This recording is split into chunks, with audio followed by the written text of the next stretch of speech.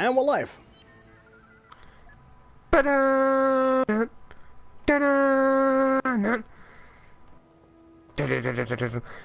We're live! And those aren't biscuits. And I'm losing my mind. Welcome to Those Aren't Biscuits. Are we going to be doing theme music every week now? Maybe. Hey. You said I could do the intros. Or no, you straight up said you do the intros. So, I don't mind. Oh, I like it. I'd like to see you attempt to do that every week. You will get what you get, sir. This is Those Aren't Biscuits, everyone, folks. This is your weekly, that's right, your weekly internet talk show where you can chime in through the chat. Yeah, no, it's just yours. So if someone else says, hey, that's my show too, don't believe them. Kick them in the shin. No, don't do that. Wouldn't it be great if there was now just a raft of shin kickings, you know? Yeah, getting brought up on congressional indictments. Mr. Cadotte, can you explain to me these comments made on November, was it 17th? 18th? What day is it today? 19th. 19th, fuck. Like, no, Senator, I can't. I can't. That wasn't me. I was dead at the time. I was dead at the time? Yeah. And then that guy who's been in the news doing head transplants fixed me right up. Yep, it was great. I was number 2. You were number 2. Have you seen this guy, by the way? He's like, we could be ready to perform a head transplant any day now. And everyone was like, no, what? The technology's not there yet. What are you talking about? And he was like, no. We did it. No, we did it on a dead body. And everyone's like, oh, have you heard this guy? He said he performed a head transplant on a dead body. But I'm like, you know what? It's very easy. You can claim you successfully performed a head transplant when nobody can test whether or not you did it right. You know what I mean? Sir, how do you feel? He's speechless. Yeah, well, do you know, I once taught a corpse fluent Swahili. Didn't speak a word of a foreign language beforehand, but I trained it right up. And afterwards, I was a real big fan of Peaky Blinders as well. Just a huge Peaky Blinders fan. Just would do nothing but rave about it. That Tom Hardy, oh my god, love him so. No. Yeah, pretty much. Hello to Ninth Dimension Gaming. How you doing? But yes, welcome. If you are new to this show, this is a weekly talk show where we interact with our chat. So please leave comments and whatnot in the chat window thing, and we will get to them. And we're going to talk about a few topics. Well, maybe just one topic today, really. While we play video games. And as you can see, I want to talk about my Winkle. That's what we're talking about. Hey! Your Henry Winkle? No, just my Winkle. Oh. We're talking about Star Wars Battlefront 2. I just want to be the one to say it. Ha-ha! Okay. Sorry. I should clarify. We're running a little bit later than normal. I'm a little bit tighter than normal because I actually forgot we were streaming today. And so... Committed to the show. And so I, unfortunately, was streaming right up for half an hour past our normal time. So I normally have more of a little streaming break before we do the show, so this is a little bit weird. I've basically been playing what feels like Star Wars Battlefront for the last 20 years at this point. There's worse things. Oh, I like it. I just put a video on my Britpinions channel about my feelings towards Star Wars Battlefront so far, like a pre-review opinion thing. I was a little rambly, but you know, you can do it. And I actually had to put in an apology to the angry people of the internet that no, I actually like this game quite a lot. Just thought I'd get that out there first. Like, I think loot boxes are terrible and like, you could probably vouch me on this, that there are a few people who can get more, like, lengthily obsessed with what I perceive to be anti-consumer activities in video games than, like, I will freely, like, rage at what I think, and we'll talk about this today. I think even as it is now, you can see how terrible a system it was. Oh, yeah. That doesn't change the fact I think the core game is good, and I think I would have had the same amount of fun with it, knowing that I will never buy a loot box I would have enjoyed it as much as I'm Right. enjoying it now. And it can only really get better when they do put those balances in. It's just, right now, it's just a Right. question of when they come back. We'll get into this, but yeah, I'm liking the game. I'm having a good time with it. Yeah. Oh, believe me, when he says obsessively committed to anti-consumerism topics, like there were a few, like 4 o'clock in the morning texts. Did you see what they did? You see what they did, Jonathan? You see that? Like, oh, okay, Owen. They weren't. They Cool. weren't. They weren't texts. They were Facebook messages. And, Whatever. and well, I'm not texting Wisconsin to ramble at you. All right, let's get into this. They weren't 4 o'clock in the morning for me. They were mild, polite afternoon chats. It has been we haven't really had a chance to discuss this yet because we knew we were talking about it in the show. It has been a very funny week Oh, it has. for really this has. game. But before we get into this, why don't we start a game up? Okay, And what do you we'll, want? Do you want to go straight into Galactic Assault, or do you want to go into something small? Yeah, we'll just go down the line like we did the last time when we I have yet to encounter Hoth Walker Assault, but I know it's in here. Every day I play this, I'm finding a new mode and map. And it isn't. Is it not Walker Assault? It is very similar to Walker Assault, but it's not quite. Is it, when you say very similar, do you mean it's like that that MTT one? Because I've played that one. Yes, that's what it is. It's basically the same. Yeah. I will say this, and this is... I don't mean this as a criticism of the game, because this could easily have gone the other way. If you put a gun to my head and said... And I don't know why you keep doing this, John. Threatening my life. If you put a gun to my head American. and said... We have guns. Do you prefer Battlefront 2015 or Battlefront 2? I probably still prefer 2015 as a game. You know, I was thinking about that myself, and I'm probably with you, but there was so much about that game where it was those moments. We've talked about it before, but for us, that first Battlefront 2015 had all these like really great moments for us that aren't necessarily tied to like the design of the game program. It was on us. You know, That's very fair. We were playing the beta. When we were playing the beta, and we didn't think that it was fucking possible to win as the like we sort of thought that there was something wrong with the balance of the game where you could not win the Walker Assault as the Rebels. It was just too damn hard. But we were playing a beta match and we pulled it off. It was amazing. And the elation that we had was just amazing. And so for me, Battlefront 2015 is tied to those several moments. And so this was always going to kind of be at a disadvantage because it's not necessarily new anymore, you know? I do think there's a little bit less moments like that. I'll tell you what the rest was. Like, there's no moment, like, even if you take aside the emotional sort of thing of the beta, there's no moment like the first time you get to Endor and realize you can actually get on one of those bikes and zip down that huge trench. Right. It's got a lot less of that, and it's got a lot more... I think because they want to make it more like a conventional popular shooter. I don't want to say more like Call of Duty, because that's a cliche, but you know what I mean? Right. They want to make it feel less cinematic, more gamey. Right. This one definitely feels more... I don't want to say sanitized, but... homogenized. A little bit more... a little bit less Star Warsy and a little bit more shooter game. Yeah. I can agree with that. But at the same time, we had that game. You know, we had the Battlefront that did all that. Right. Yeah, I mean... So, it's really hard to kind of... For me, it is very difficult to consider this game without thinking about the... It's very hard to think about this without oh my god, I can't believe I got hit by that grenade. It's very hard to think about this without considering the controversies and everything like that. And I would agree. And it is very unfortunate for the game because I think it is a good game all around. Apparently, just as a side note, apparently the Xbox One version is bugged to all hell. Oh, good. Which is a real pity. But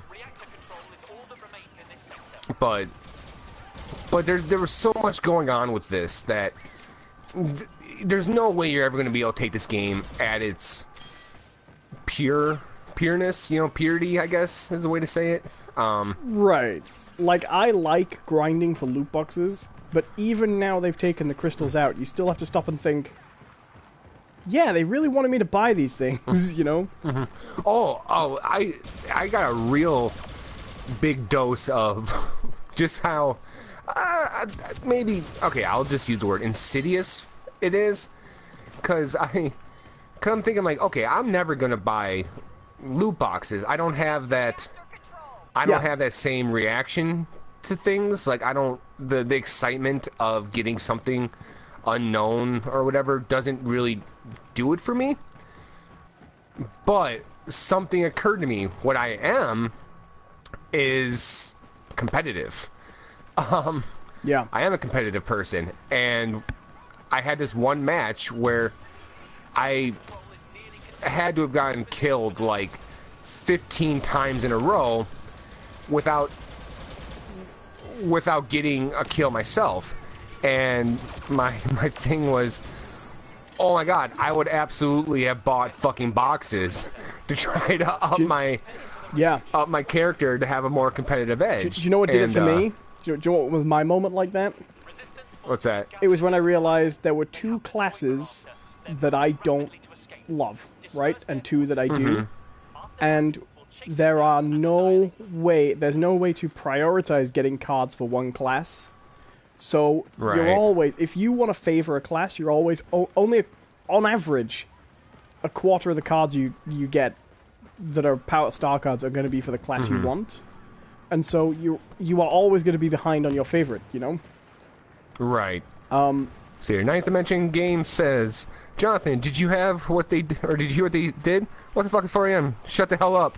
Not here, it ain't. Text until 8 a.m. where Jonathan is. Yeah, that's kind of how it went. I mean, not completely. It was more internal. I'm like, oh, Owen, I will message you back when the sun's out. Like, It was thoroughly entertaining. But yeah, this is a, like, it's so weird because when you're playing it now, the core of the game is just Battlefront, you know? Yeah. And it is just Battlefront, and you can have fun without buying star cards. That's absolutely fair. But the star cards do give you a legitimate tactical advantage in certain cases. Sure, yeah, absolutely. I think the Starfighter cards give you a huge advantage. But when you actually it's fine until you start looking into how you upgrade, right? It's fine until you start going, okay, what have I got? And then when you actually start looking, you realize you actually don't have a choice over what strategy you take at all. It is all random what you're going to get and what not. Yeah, I mean, it's one of the things, like, it's one of those things where if you just want to play the game, you got the game. Like, and the gameplay is absolutely fine. I think it's fun. I've been enjoying it. It absolutely does what I want it to, you know, in terms of Star Wars game. Definitely, I would agree. And it's only when you really start to kind of dig into things where it's like, oh no. Yeah. So yeah, I mean, like, I'm not saying don't be critical of it, because you should. Like, there are definitely things about this game that are messed up and are clear missteps, and predatory is a word, insidious is another word. I mean, these things are unexcusable, and they should never have existed. Sure, but I don't think you need to actually get rid of the gameplay with that. I think it's a baby bathwater situation. I actually think the core game is fine. I have no idea what that means. What? I've never heard that term before. Baby bathwater? Oh, no. You've heard the phrase, don't throw the baby out with the bathwater, right? Oh, okay. Right, so I said this is a baby bathwater situation. Oh, okay. I'm like, what the hell? Like, yeah, sorry. It was an unusual way of phrasing it, but I didn't think it would be that confusing. This is a newborn bath of water. Like, what? We are really kind of fucking these guys up. Yeah, we are. It's like I said to you, the more I played with it, the thing that bothered me the most wasn't things like Vader. Even if Vader had been the original price he was, the thing that bothered me the most is the general confusion in just trying to figure out the upgrade system. That's what I think they try and confuse you into buying crates. Because I get, right, like, okay, if you stop and think about it, it's not that complicated to figure out that hero crates can't actually unlock heroes, right? That's not complicated. There was no point when I thought you could get heroes in hero crates, right? But someone could make that mistake once, right? Yeah. And then the whole thing's full of little bits of vagueness like that build up and up and up and up and up to the point where I can't legitimately say right now, hand on heart, that I 100% believe that I understand everything about this upgrade system. And that I understand all the ins and outs. No, me too. I'm still a little lost. I haven't done any crafting yet. Right. Well, I mean, you can't. Are you ranked 10 yet? No. You maybe. can't craft. You can't craft uncommon cards until you're rank 10. Oh, that's you can craft. Nice. So you can craft common cards into uncommon cards once you get to rank 10. Then you have to get to rank 15, I think, next, and then you've got your card level, and you can't. And that card level system, that's the stupidest thing. That's not tied to rank at all. That's just how many cards you've got. So, like, my specialist, who's the character I didn't like that much, I lucked out and got 2 rare cards on my first day.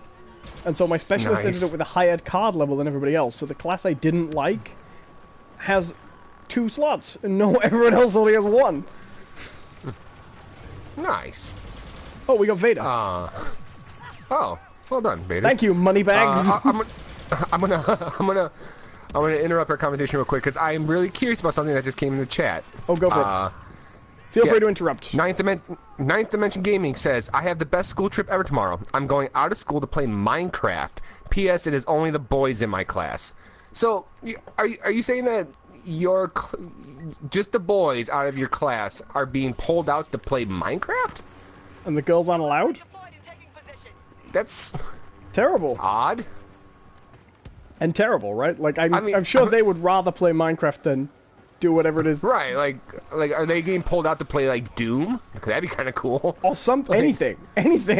Yeah, like, are they allowed to play video games? Like, I'm legitimately concerned, like, not concerned. I'm curious about this. They're doing home economics. Very odd to me. Because, like, I remember going to school. We definitely didn't get to play no damn video games. My school, my classes were, or my school trips were like, oh, we're going to a forest to look at trees. Well, do you remember do you remember the video games that were hidden into Microsoft Excel? Oh, yeah. God bless that developer, by the way. Right. The big one for us was, we had all these TI-83 calculators that we had to use for our math. Sorry. Oh, are we doing pretty bad? Hit the touchpad. Nice. It was worse when I said that. We're podcasting. Good. Yeah. Oh, those damn shields. So yes, Ninth Dimension. Hey! Oh, we won. So yeah, if you can elaborate on that, Ninth Dimension at any time, I would appreciate that. But back to Star Wars. So yeah, I mean, there's so much about this game that's just unnecessary. Wow. Hello. There's so much about the game that's so unnecessarily complicated. Right. That you can only really interpret it as being a deliberate attempt to confuse. Yeah, like, because I mean, these people aren't stupid. You know, they're not stupid. You know, people. Like, they're not people who are stupid. I can reiterate on that a few more times. Here's something I'm trying to weigh up right now, and I'm going to run this past you, and I want to hear what you think. Right? So the Trooper crates cost 4,000 credits, right? And I've been spending most... Is it that much? Yes, it is. The trooper crates are 4,000 credits. And I've been spending most of my credits on trooper crates, right? Mm-hmm. Because I've just been trying to get my basic troopers up, right? Now, the Starfighter credits are 2,400, and the hero credits are 2,000... So the hero crates are 2,200. So when you do the trooper crates, you get 2 guaranteed trooper cards, and then something else, and then one that could just be anything, right? Right. When you do the Starfighter and the Hero, it's the same thing. You get 2 of whatever the named thing is, Heroes or Starfighters, and then you get a random one that could be anything. And I've actually been thinking, I've been putting all my money on Hero crates. I actually think it might have been almost... You mean Trooper crates? Sorry, I've been putting them in Trooper crates.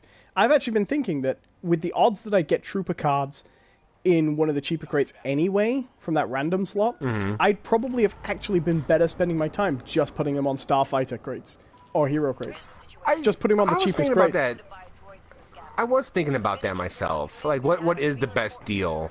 I figure, like, if you'd spent, say you'd bought 10 crates and they were all trooper crates, right? You would definitely have more trooper cards at the end with the same amount of credits, right? But if you did hero crates, the cheapest ones, you would have almost twice as many crates, and probably a broad number of cards, but mostly hero cards. But you'd still have those random cards would still be giving you a lot of different stuff. But you probably wouldn't have a lot of really well upgraded troopers. But you would have unlocked twice as many crates. And in theory, that would have got you more credits and crafting parts, which you could then put on more crates. Yeah, I mean, yes. It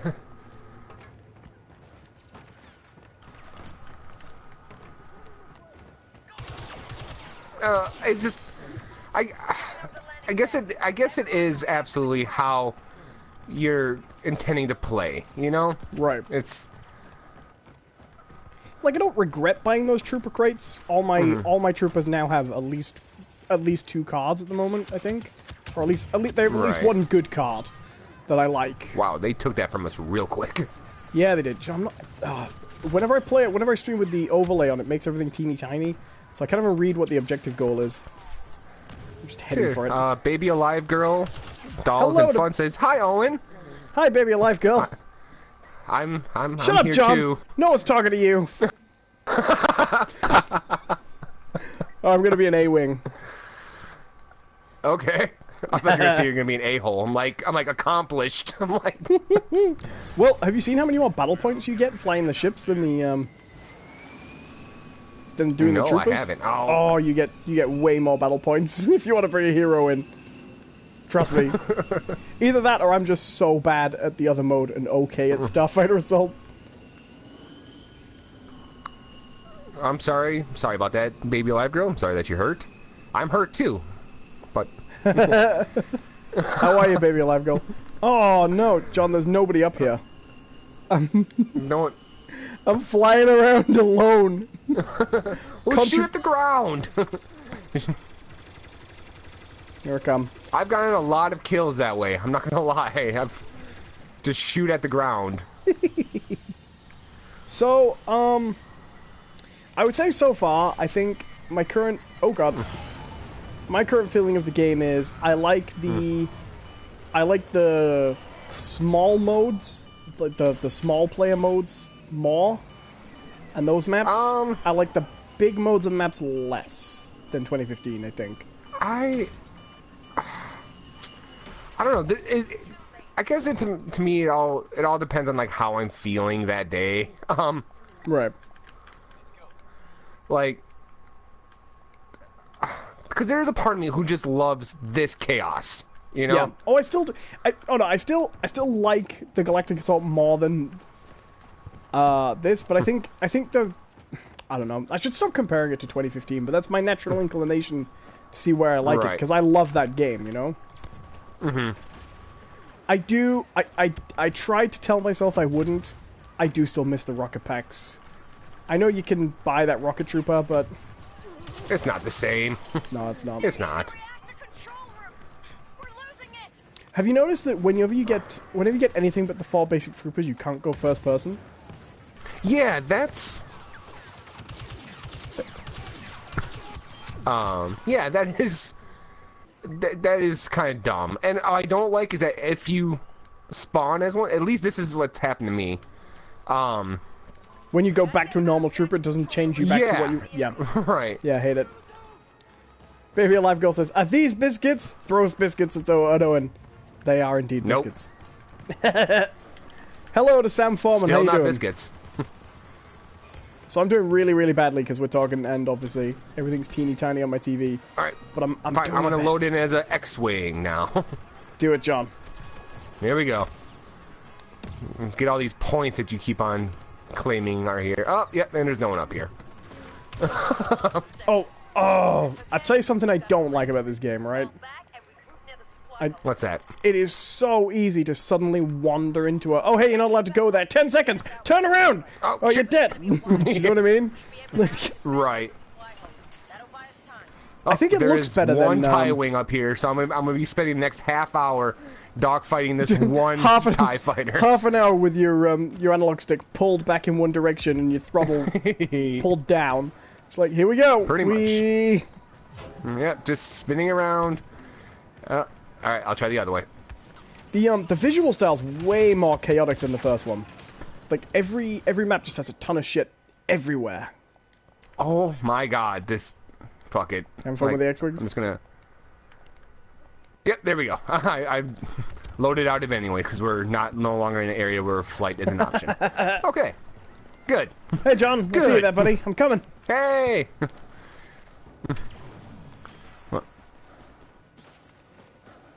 I have to say, though, people don't seem to have found the emoji button yet, because we're not spending every time we're loading into a match with 20 minutes just going, BOOM! Anymore. That was all I remember from Battlefront for the loading missions, was just people going, BOOM! BOOM! Yeah. Oh, I keep forgetting this weapon's not full auto. Alright, so... yeah. I will say... and it's a shame, like, that it's not the main part of the game, I guess, or it still feels like such a side aspect. I think that the Starfighter stuff is better in this one. It took me a while, because, obviously, in the last one, the Starfighter's locked on, and that's quite a change. They don't lock on, and it is much harder to get a kill. But you also can't do that thing of, like, just flying around getting bots all day, and then topping the table. Hello, Happy Halofish, and... Hey, Happy Halofish, how you doing, Zach? Hey, Sam Foreman, yes, I am your father. Didn't want you to find out this way, but... You know, and I'm not paying child support, so... So there was one thing I was interested in, and I don't know if you noticed this, but maybe it's just because I haven't played a lot of modes in it yet, but the Starfighter Assault mode is very different to the mode we had in the beta. Yes. Because the one in the beta is the level that we play in the campaign. With all those phases. And it doesn't have the phases in the actual multiplayer, right? Like, I have not encountered... It does, but they're very... They're not like that. Yeah, you don't fly inside ships and destroy things. Right, they're much more easy to obtain, I guess, is the way I want to say it. They tend to be like, basically... destroy this frigate. Right. Yes, it has been a while, Happy Halofish. How you been? But, you know, I really enjoy... the Starfighter stuff. To me, this is all fun on the ground, and it's great, and I enjoy it, and I like the scenery and everything like that.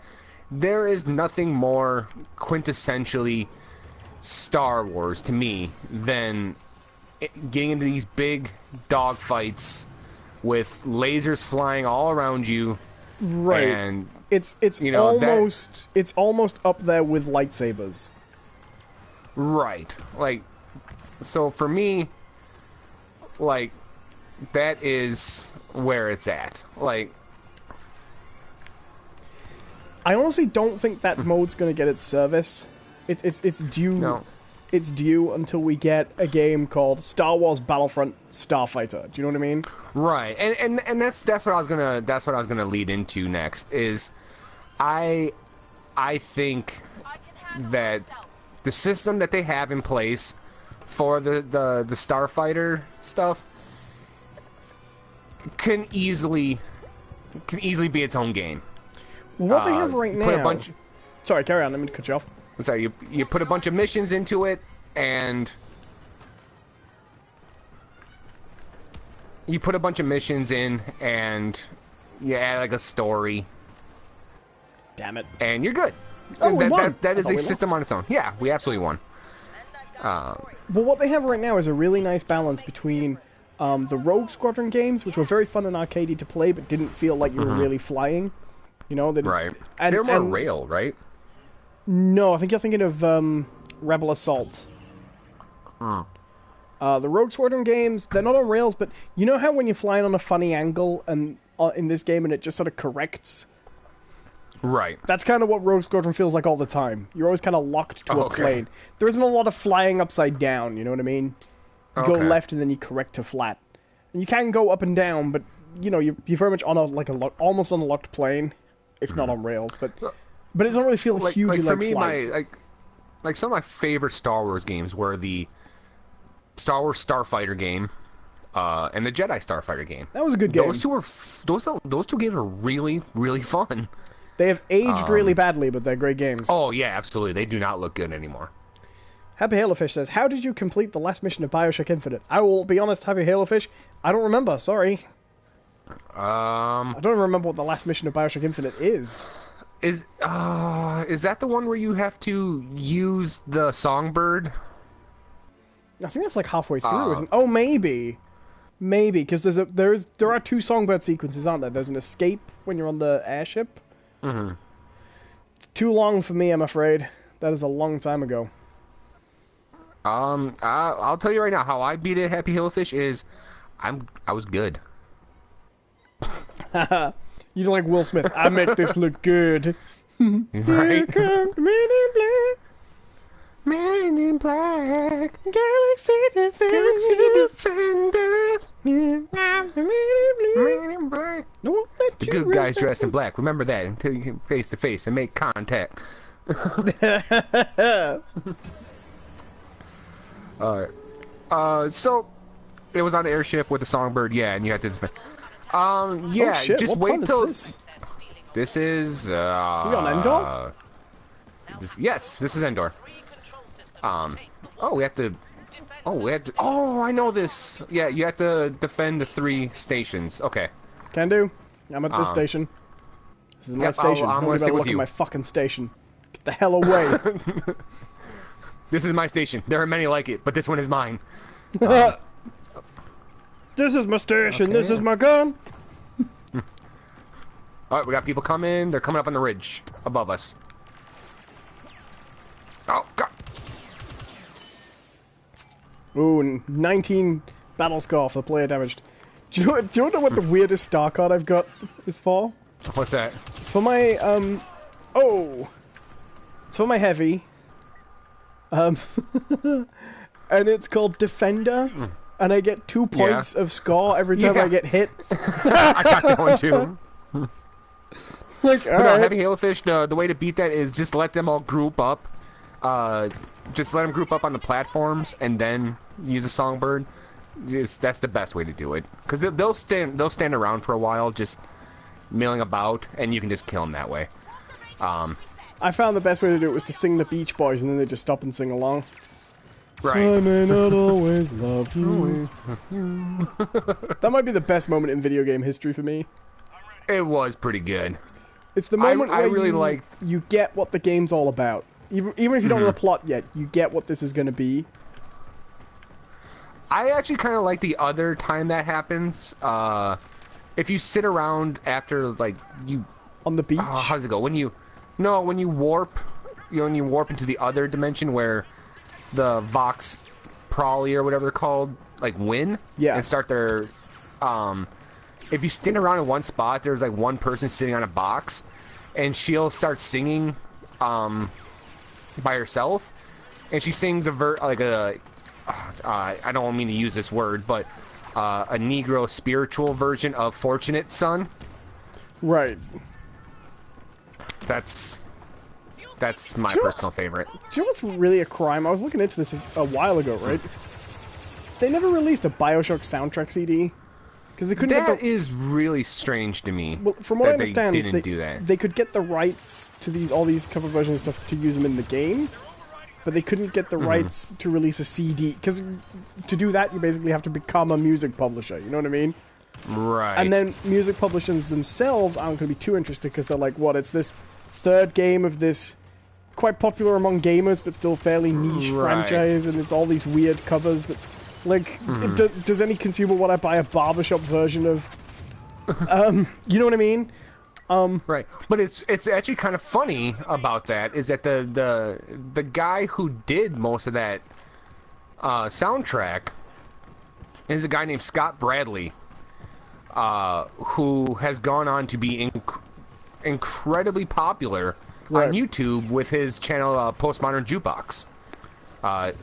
Doing exactly the same thing, taking modern songs, or more modern songs, I should say, and doing them as songs different from versions. Yeah. I mean, it was a great idea, because I can't think of many times I've seen, off the top of my head, I'm sure it wasn't the first thing to ever do it. I can't think of anyone that's ever done it, you know? Right. Okay, so, I don't know. I'm getting beaten the crap. Do we want to get into the story yet? We were kind of rushing through these topics. Well, I suppose, maybe we should talk about the fact that the microtransactions are gone right now. Yes, they are gone, which was one of the, as Owen stated to me in one of those 4 o'clock texts, is one of the funniest and interesting turnarounds we have ever seen in the video game industry, because in my opinion, I think that the video game industry is well known for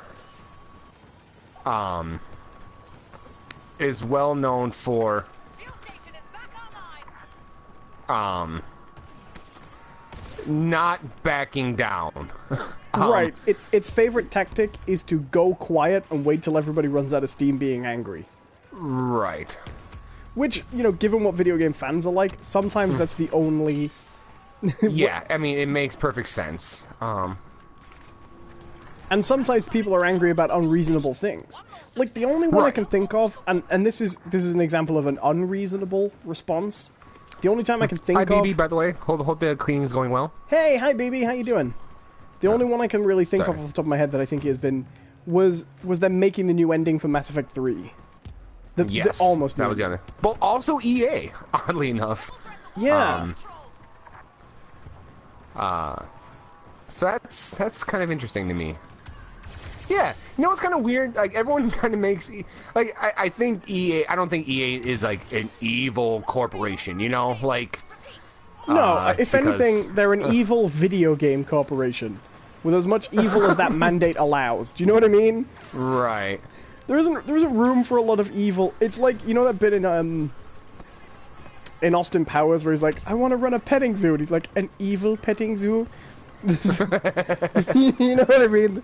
There's only so much room for evil as a video game company. But I will have to say, like, but EA do seem to still max out the potential. They go for it. Yeah, they do their best. They put in the effort to be evil. Right, it is like Chad Vader, day shift manager, right? He's, you know, if the big evil companies are like Enron, right? Right. EA's like the Chad Vader to Enron. Chadron? They want to be evil, and they want to be the Dark Lord and all this stuff, but they are still just a video game company. And the funny thing is that, as we've just explained, as far as we know, there's been 2 major examples of a company backing down on their really dumb decisions, and they're both EA. So that's why they can't be truly evil, is because they just don't have the commitment, you know? Well, did you hear that? I think I might have told you this, didn't I? That the rumor is that actually they got a call from Disney. Disney? Yeah. They were basically, what's this? Why are we getting letters? Because everyone on Twitter, like, whether you think loot boxes are gambling or not, the fact that everyone on social media is calling it Gamblefront 2 isn't really helping right now. It's not really giving the game a good rep. That's not a good naming convention. Like, we have a naming convention for this. It's Gate.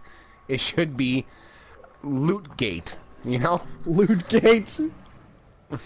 You pay $30, the gate opens, and where it leads, nobody knows. It leads to you being recorded for 18 minutes and 42 seconds on Richard Nixon's personal tape recorder. Oh god, that was a reference. But the loot boxes, like, I don't doubt for a second that EA's plan is, at least in part, to wait till the heat dies down and then basically bring them back mostly the same. I don't think we're going to see the end of this. And the problem is that I want them to be like, okay, just let it go. Just you know, you lost this one. You still got all the fucking sports games that do the same thing. Right. Just marketed better as like a trading card game. So just let this one go. But what they're asking me to do is they can retool it and rebalance it as much as humanly possible, but it's going to get to a point where as soon as they bring it back, people are going to be like, nope, they're still evil. Yeah. Brought it back. Right. Damn you, yay. And even worse is that they're gonna wait. If they wait until DLC to bring it back, then people are gonna go, "Oh, I have to pay for the opportunity to buy stuff." You know, people are gonna blow it out of proportion. That's a difficult thing, isn't it? I mean, they said all the DLC for this game is supposed to be free, right? That's the plan. Yes. Now, I guarantee you that if the loot boxes go away and they come back just as cosmetics, even if they come back and the cosmetics sell a ton, right? Mm-hmm. The response will be, well, we were going to have like 3 seasons of follow-up campaign missions. Yeah. But now you're only getting 1. That's what will happen. So have they announced that, by the way, that there's going to be more single-player content? I believe they have, but I think the single-player content is not going to be directly following on from the campaign. This is my understanding of it as it is. So, for example, the first season of content that's coming is coming at Christmas, and it's all going to be Last Jedi themed, which makes sense. Okay, right. I mean, we'll get into it when we start talking about the campaign, but it makes sense that there would be some single player content there. Well, there's room. There's room. Right. Certainly. Yeah, and we'll get into it. So. I guess, okay, how about we take a little break from Star Wars talk, and anything interesting going on in your life right now? Not really. I've just been playing Star Wars. This is our life. Well, I've been very busy lately on the channel, so honestly, not that much. I've been working hard. I've been playing this, of course, but I've also been playing. I've been very hooked on Blood Bowl. Essentially, that's essentially prior to Battlefront 2. My obsession this week was Blood Bowl, which just went on sale on the European PSN, and I know that you did not go on sale on the US because I said you should buy this and it'd make a terrific podcast game, which I still maintain it would do, but it isn't on sale, and it is a little overpriced at retail, I think. Yeah, I agree. It looks fun. Like, I've watched it, and like there is polish to it, and it looks like it's a well-made game. Yeah, but it's just one of those things where the actual content of it doesn't seem to carry. It's not a huge game, I guess. There is a campaign in that game which is essentially a glorified tutorial. They run you through a career mode where you've got to bring a team up from almost bankruptcy, right, and past their glory days, and you have to rebuild them and take them to the top, basically. Which is a nice little thing, and they've got a kind of a sports movie story to it, and then also this running story about blackmail and corruption and murder behind the scenes, because it's Blood Bowl, you know? Nice. Right. And they're all corrupt ogres and orcs and things playing American football. And that campaign's nice, but it is basically a glorified tutorial. Like, what it does is... It's actually really nice, by the way, because tabletop games can be pretty complicated. What they do is they have you play with incredibly simplified rules right from the start. And then every time you finish a match, the next match, they introduce a slight elaboration of the rules. So, like, in Blood Bowl, you have to roll a dice pretty much every time you do anything. And if you fail those dice rolls, your turn is over and it passes over to the opposing team. And that's how you keep it feeling nice and action-based. So if you go to pick up the ball and you fumble it, you might, and you drop it, you might fail, and then the opposing team gets a chance to pick it up, right? They don't introduce that until about the third game, basically. So the question here is, does this make you want to watch actual football? It brings me closer than I've ever got before. Certainly. Oh, okay. But no, not really. What I like about Blood Bowl, it might make me want to play an American football game that was turn-based like that, because the mechanics are fun. But, it's actually not too far off, honestly. Yeah, I mean, the only difference seems to be that you can deliberately foul people and beat the shit out of them in Blood Bowl. Right. I mean, you could do that in American, but there's a little bit stricter penalties. I always like when they put legit beat-em-up mechanics in hockey games. And you're like, are we encouraging this? Like, and then you realize that, yeah, they do. No, there is actually a fighting rule in professional hockey. There's been a lot of talk about trying to get rid of it. Because they don't want their star players that they're paying millions of dollars to play a sport to get, concussions because of a fist fight. But no, there is kind of a guideline for fighting. It is mildly in professional formalized, hockey. Right? Yes. Like the refs are kind of told to give them a certain amount of time before they try to break it up, So funny. And this is the Canadian sport as well, like... Right. Which makes perfect sense, because if it was the American sport and we had rules for fighting, it would be a bloodbath. But Canadians agree that, okay, we can fight, but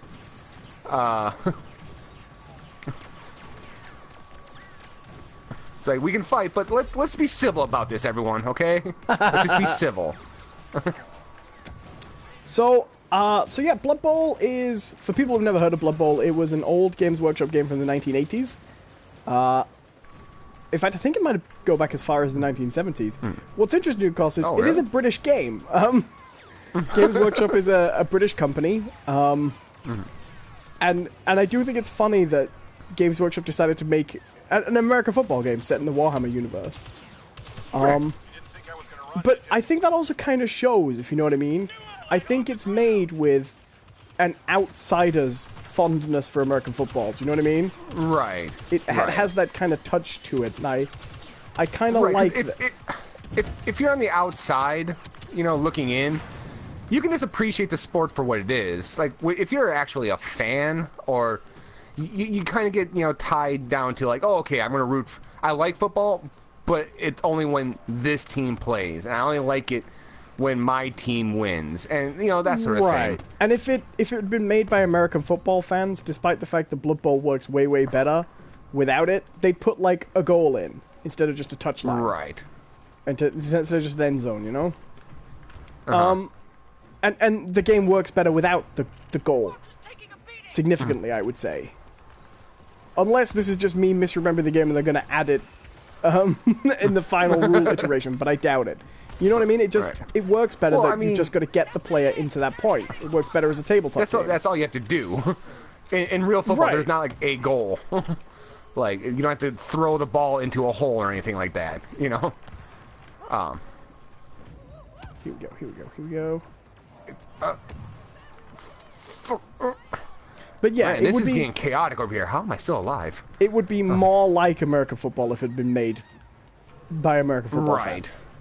To the detriment of the game. Which is not to say, oh, British people can make it, but it's the outsider thing, you know? Right, you know. I mean, it's like why. I mean, I don't want to use this necessarily as a comparison, but it is very similar to why, like, EA makes a better soccer game than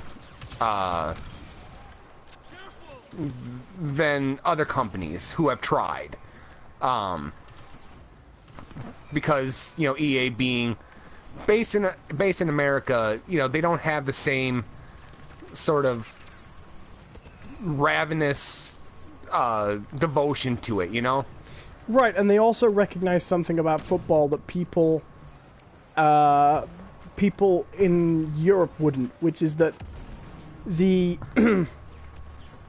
the promotion of individual teams and having your own team and the individual players is fundamentally sort of cynical and self-serving. You know what I mean? Right. Whereas if you like football and you follow the teams, like you were saying about Blood Bowl, you can't be objective about the fact that people like their teams for arbitrary reasons. Right. So yeah, I've been playing Blood Bowl a lot. I'm liking it a lot. What it's made me realize actually is that there isn't a really good Warhammer game out there. There's Space Marine. Right, there are a lot of good Space games. Marine. There are a lot Have of you good ever played games. that game? Yeah, I have. I like it. It's stupid, but I like it. Yeah, I love how, like, every time you show up in that game, everyone else is like, Space Marine! Space Marine! Right, they clearly start want it to be... screaming. They want it to be a little bit like when you play Halo for the first time and the guys go, oh, wow, a Spartan! You know? Right. Oh, the demon! But it's just, Space Marine!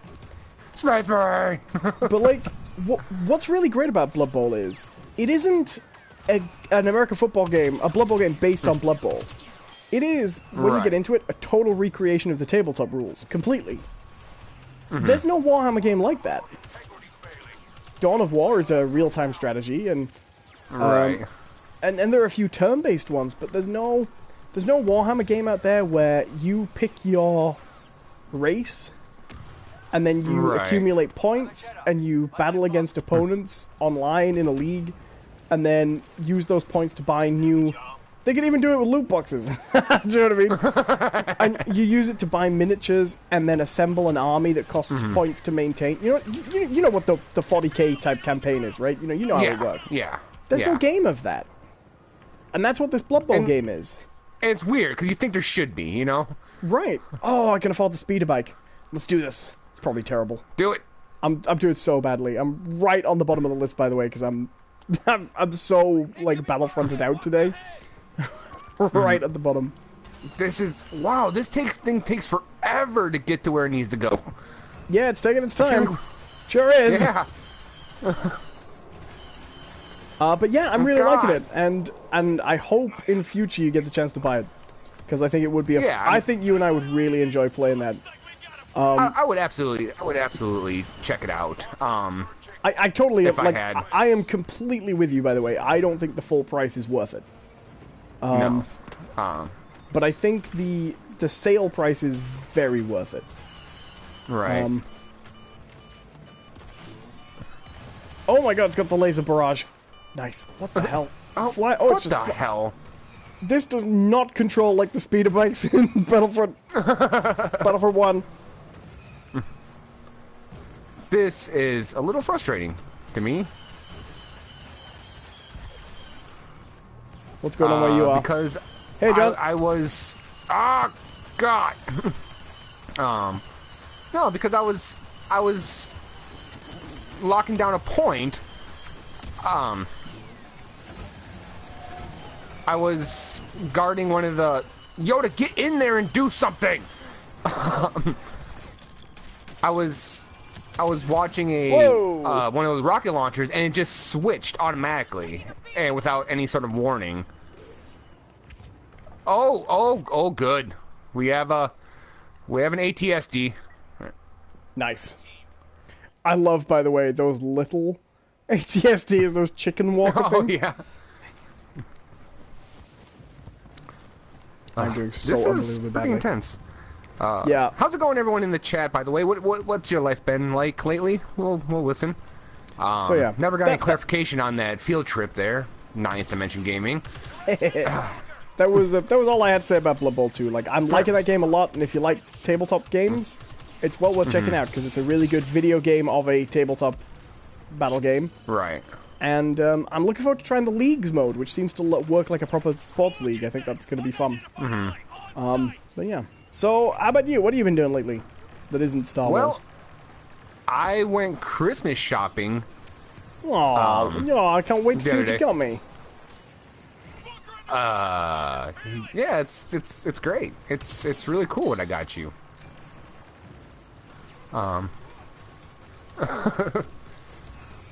It's nothing again, isn't it? It's nothing. Heartbreaker. But no, I did, this is kind of like the first round of Christmas shopping for me, because I try to break it up. Are you at that stage where you are still pretending you're going to get all of it done nice and early and it won't be any hassle? Oh yeah, absolutely. I'm like, yeah, this is going to be great.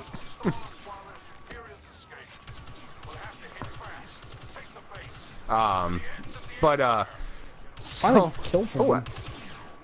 Yes. Come on. I'm ready. We're going in. I'm going with you as soon as I load up. Come on. Have you heard these people speculating that the campaign gives away Rey's parentage? And it was like, no. Oh, they are not. No, not even. They are not going to reveal reveal Rey's heritage on in Star Wars. Wouldn't it be great if they did, though? That would be awesome. And Disney was so upset because they were like, well, you fucked it, EA. You really messed this one up. I gotta get in there. Can you imagine how terrible Last Jedi would be if they went, oh, and your father, Del, and they just said it like everybody knew who Del was? Right. Like, how do I get up there? God, I'm gonna contest this. Find some stairs. I just need to find some damn stairs. I'm being held back by my inability to find stairs. I'm like,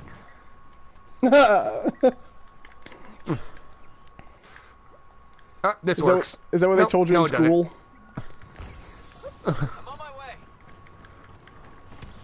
I still haven't been a hero in a normal mode, by the way. It has yet to come up for me. Oh, I have. That's why I didn't bother putting any credits on hero crates, you know? Right. I think I am gonna try just buying Starfighter crates for a little bit though. And see how that pays off, you know? Right. Oh fuck, I'm down.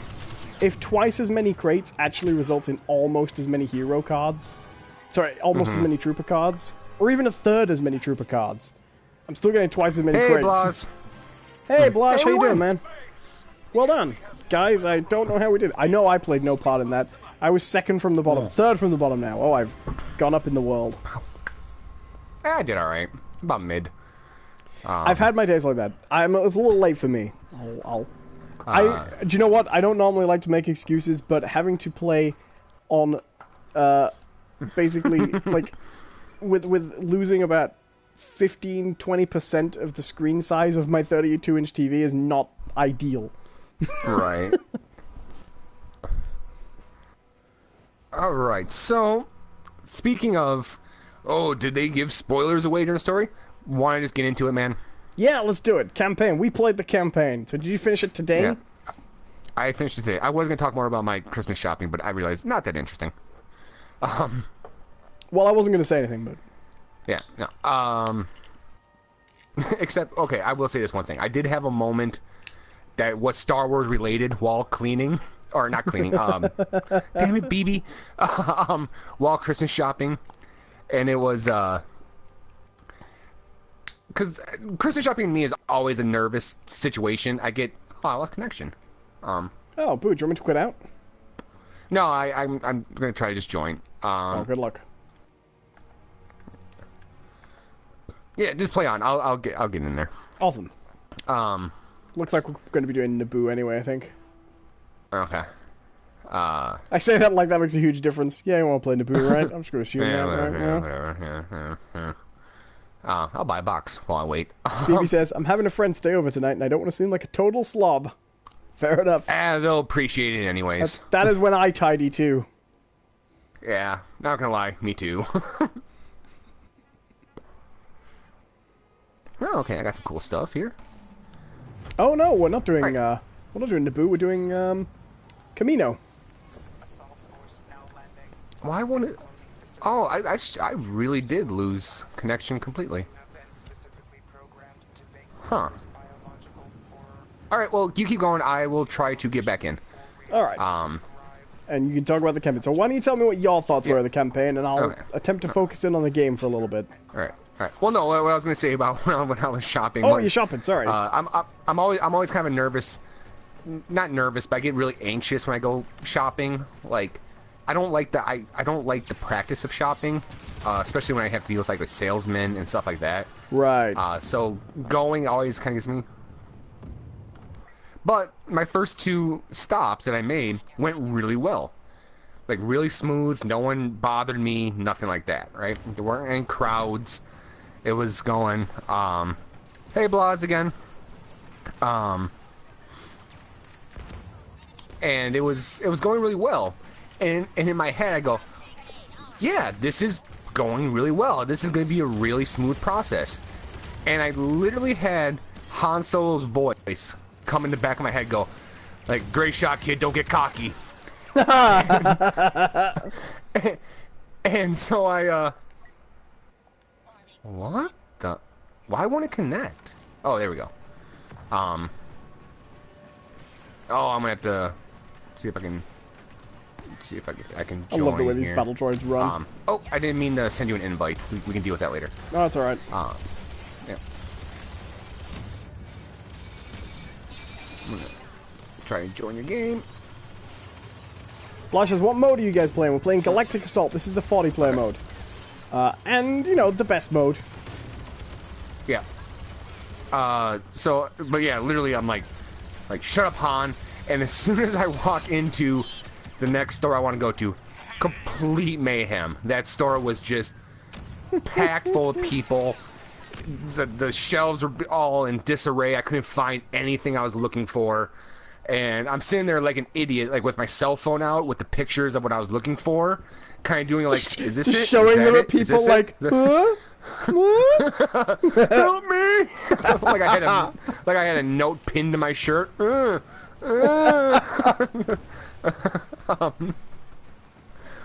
getting in trouble for that one. This little 29-year-old boy's lost. So yeah, Han Solo jinxed me. Yeah, fuck you, Han Solo. You're definitely responsible for this. It wasn't Black Friday, Blas. Black Friday is next week, and I refuse to ever do that again. I've done it 3 or 4 times, and every time it's not fun. It's just not. Oh, I hate this one the most. I fucking hate this map. I love it visually. I've yet to see the droids win this one. Like, because all the points are these like singular points. It is one of those where it's very hard to just get to the objective. Yeah, I don't like this. There's too many I don't points. I don't like the Death Star. It's like a maze. Have you noticed that all the maps that are carried over from Battlefront 1 are actually way more similar than I thought they were going to be?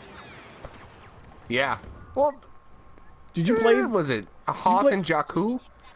Oh, you didn't play the DLC though, did you? No. The Death Star map. Solace. The Death Star Solace is very similar in the campaign. I haven't seen Solace in multiplayer yet. But the Death Star map is exactly that map. Like, right. It looks exactly like that. Which, you know, might as well. It's not exactly why not? a different Death Star, is it? Well, no, it's Death Star 2. Just one of those really weird bits of trivia you learn as a kid. Like, when you were a kid as a Star Wars fan, were you intimately aware of the fact that the Death Star 2 is much, much bigger than the Death Star 1? You know? No, not at all. Not totally in the slightest. I totally was. I knew all that stuff. And then recently I watched the films and I was like, this is not true. This is just something they made up to sell Darling Kindersley encyclopedias. This is... Right. Do you have that company, Darling Kindersley? They sell... You probably don't have that exact... Is it the same publisher? I don't know if it's an international publisher or not. But they're just kids' encyclopedias. You know what I mean? The Star Wars kids' encyclopedias. Yeah, I know what you're talking about, yeah. Yeah. It's just full of these facts that just never appear in the film. Yeah. You're like, alright. Is that relevant? So... Don't worry, kids won't realize this at all. Like, just... Like, if you... You know, if you want to talk about some predatory fucking business practices... Look at children's publishing. Like, that is... Like, did you guys have, like, the Scholastic School or book fairs? Yeah. Where they'd be like, hey, kids, look at these books. Now go home and order them for your mom. Yeah. Or, it was almost even worse. Like, you could fill out that thing, like, there. And then, like, they would like send like a confirmation home, like, oh, this is what your kid ordered. Do you want to pay for it? You know, like, well, I don't like. Do you guys pay for the school photos? Like, I don't know what the school photo. Yeah. It's one of those things where the system's very similar, but like here, the teachers arrange a school photo, and then they send home a pack of photos, and be like, do you want these? Once you've already got them in the house, do they do that? They're all in like the same cardboard frames. Ours is, they let you know, like, beforehand that it's coming. Alright, Ray. Jesus Christ. This happens more often than not. That's creepy. That is a creepy image. Just... Yeah. Are we back in a party? I don't think we're back in a party. Well, should we back out, and we can look at our load boxes and credits and things, and then we'll re-party up. And... Yep. We can do that thing where it always, always, always tells you you've been disconnected when you quit a mode. Right. Right. But do you get that every time? Oh yeah, every single time. EA. This game's got some problems. Or in that case, it would be DICE. I don't know. I wouldn't put it past EA to be like, no, just put a error screening, because then they'll think they need to connect and look at the loot box screen a little bit longer while they wait. Oh, you're waiting to connect? Why don't you look at these loot boxes?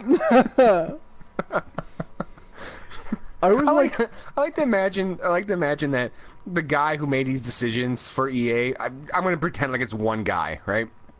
He gets fired and has to go out and do some other job, but he can't get off that mindset where it's like, oh, he's now, you know, the guy who washes your window at the car place.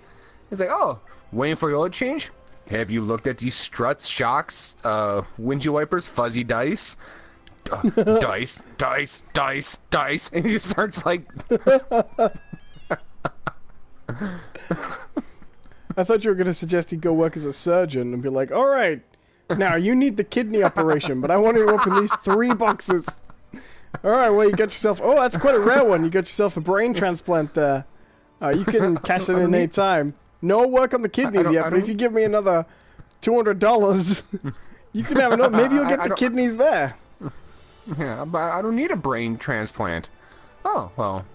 Save that for later. Yeah, yeah. You can use it to craft a kidney later if you get enough.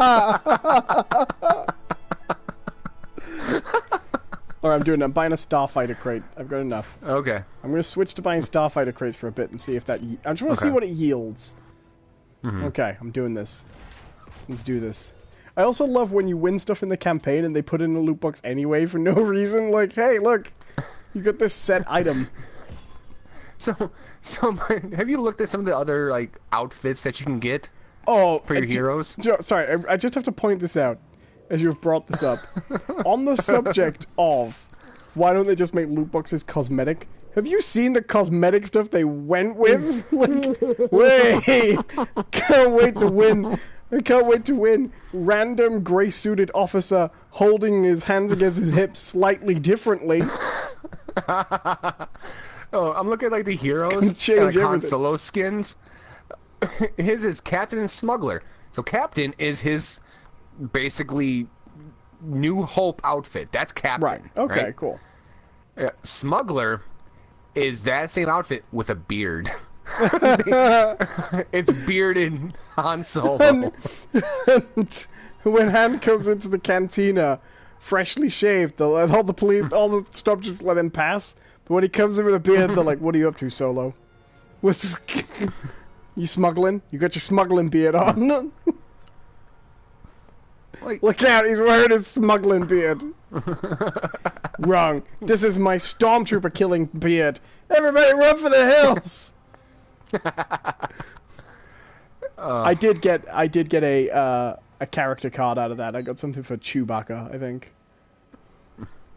Something like cool. that. and not every character has appearances either, and that's kind of a weird thing. Like, What? This inconsistent, totally incoherent system continues being inconsistent. Yeah, as far as I can tell, there's only 3 characters who have different appearances. It's Han Solo, Rey, and Kylo Ren. Like, what? Well, doesn't Leia? Because Leia has like a custom outfit in. Where's Leia? Oh no, she doesn't. Okay, fair enough. Good on you, Leia. Yeah, What are her victory poses? Oh my god, look at her victory poses. I can't wait to cycle through these, babies. Look at Leia's victory poses. The jump from 1 to 2 is amazing that they thought. All right, Leia, now give us a little sass. Yeah. I did get a great emote, by the way, called Pew Pew Pew. And it's a stormtrooper. But I've already forgotten, by the way, which particular trooper it's for, because the emotes are unique to troopers. So I believe, even though I've got Pew Pew Pew, I don't think I've got Pew Pew Pew. just gonna check. I'm gonna check if I can have Pew Pew Pew for each individual trooper, or if I have. When you get a chance, look at the victory pose for Luke between 2 and 3. All right. Look at the difference between those two. Okay, I was wrong there. To be fair, you don't need to get the emotes for each character. But Pew Pew Pew, he's pretending to fly a starfighter and then goes Pew Pew Pew. Like, okay, victory pose 1. Victory one, yeah, that's the New Hope. Sorry, I'm just. Victory pose 2 is now. Okay, now look at your hand. Look at it. Now victory pose 3. Look confused. I don't know. Victory pose 3 should be called line.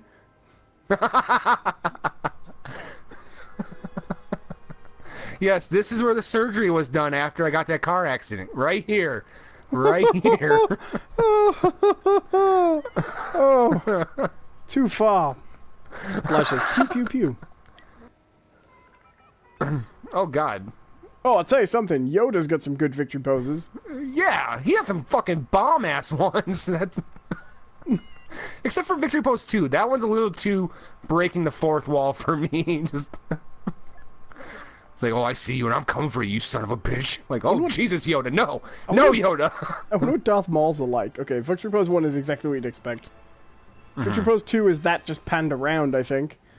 Right. Oh, What? that's from the other Sorry, side. this is just an animation rotation, isn't it?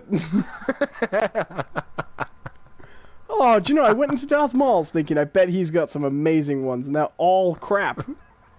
I want to see a Palpatine's. Oh, wait. Oh, no. You can't use the trooper emotes on the heroes, which means I can't give Darth Maul Pew Pew Pew. Look at Palpatine's victory poses. Yeah,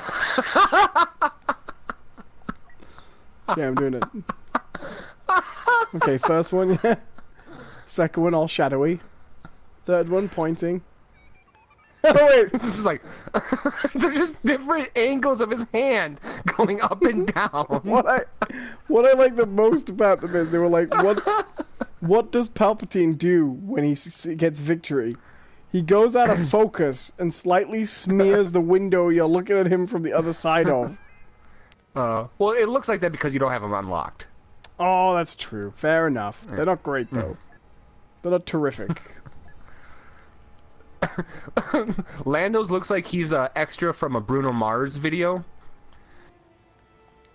If you just go through all of his. Lando is altogether the worst hero in this game. But his mission was fucking fun. Oh, his Victory Post 3 I like. Yeah, that one's pretty good. Very action. Yeah. Very action Lando. Well, the Right, sad should we thing... get back into this? Sure. If there's a character I want to see more of in the DLC, it's Shriv. Yeah. Oh, I hated Shriv at the beginning. I really did. I was like, oh my god, Shriv, shut the fuck up.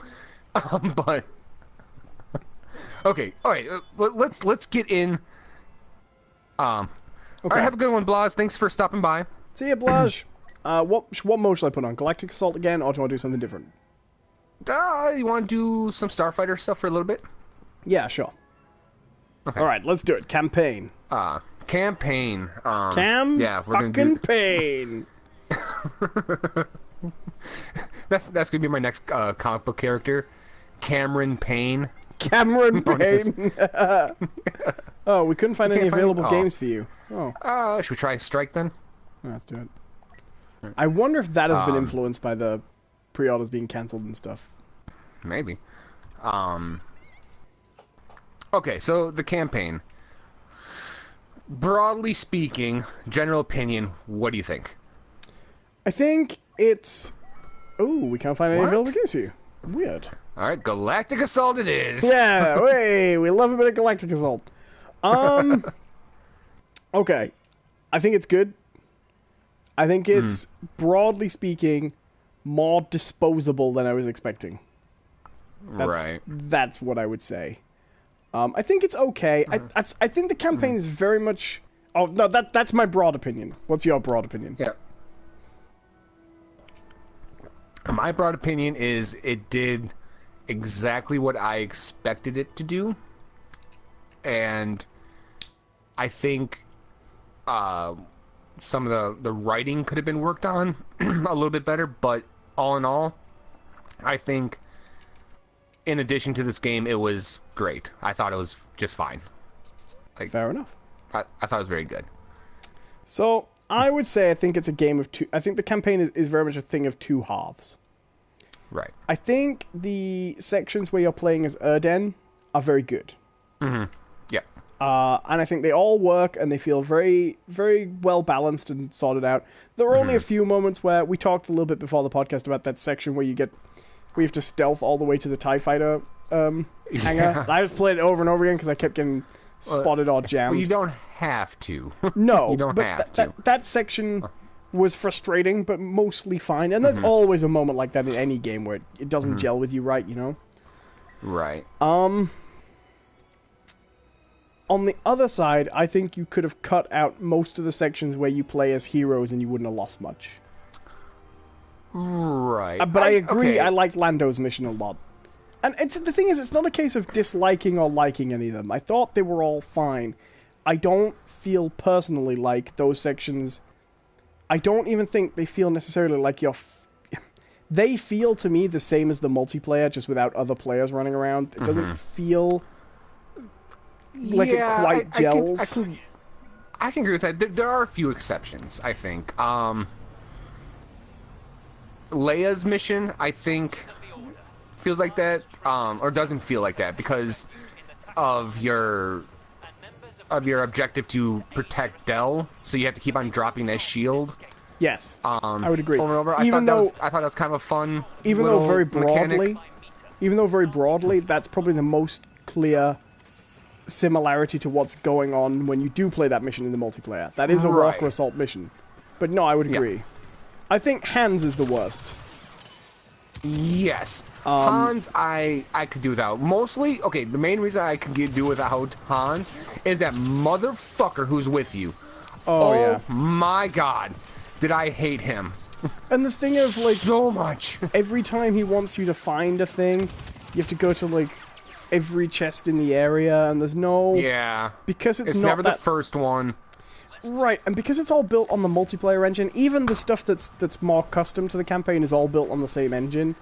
The game never gives you things like... Even though they're in the multiplayer, it never really gives you objectives to go where you're supposed to be going that much. And so, I don't expect it to just tell me which chest it's in if they want me to look, but there were other things, like...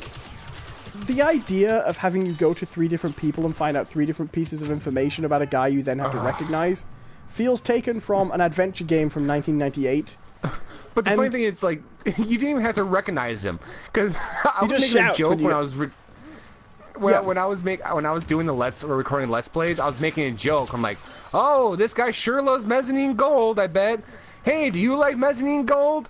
Yeah, and I was just joking around. But when you actually get near him, he sort of goes, "Oh, I love mezzanine gold." I'm like, really?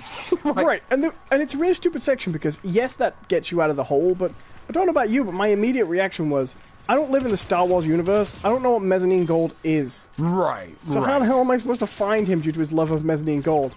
And the answer they came up with to that question is, he'll be sat there shouting about how much he likes mezzanine gold. The fact that that was the solution was absurd. Yes. And then, like, the fact that Han in that mission has a beard is funny until they go... until they say, he has a beard like you, and you're like, is that why they gave him the beard? So this mission would work? Because otherwise Han has no, like, really obvious defining facial feature. Because that's kind of weird. He really likes mezzanine gold. Oh. My favorite bit is when you go up to that guy. I was trying to give them credit for that, actually, because, like I said, I swear there's some, like, bit of, like... there's, like, some bit of, like Star Wars, like, minutia where there was some disagreement between George Lucas and Han Solo, and Harrison Ford about how Han was supposed to look. Right. I remember hearing that somewhere, and I just don't remember where. But, yeah, it was just, have a go on, BB. Thank you for stopping. See you, BB. Yeah, it was just, hey, he's got a beard. Yeah, it was just like, okay. If they wanted to extend that sequence on any longer, would we have been seeing a game where Han has an eye patch?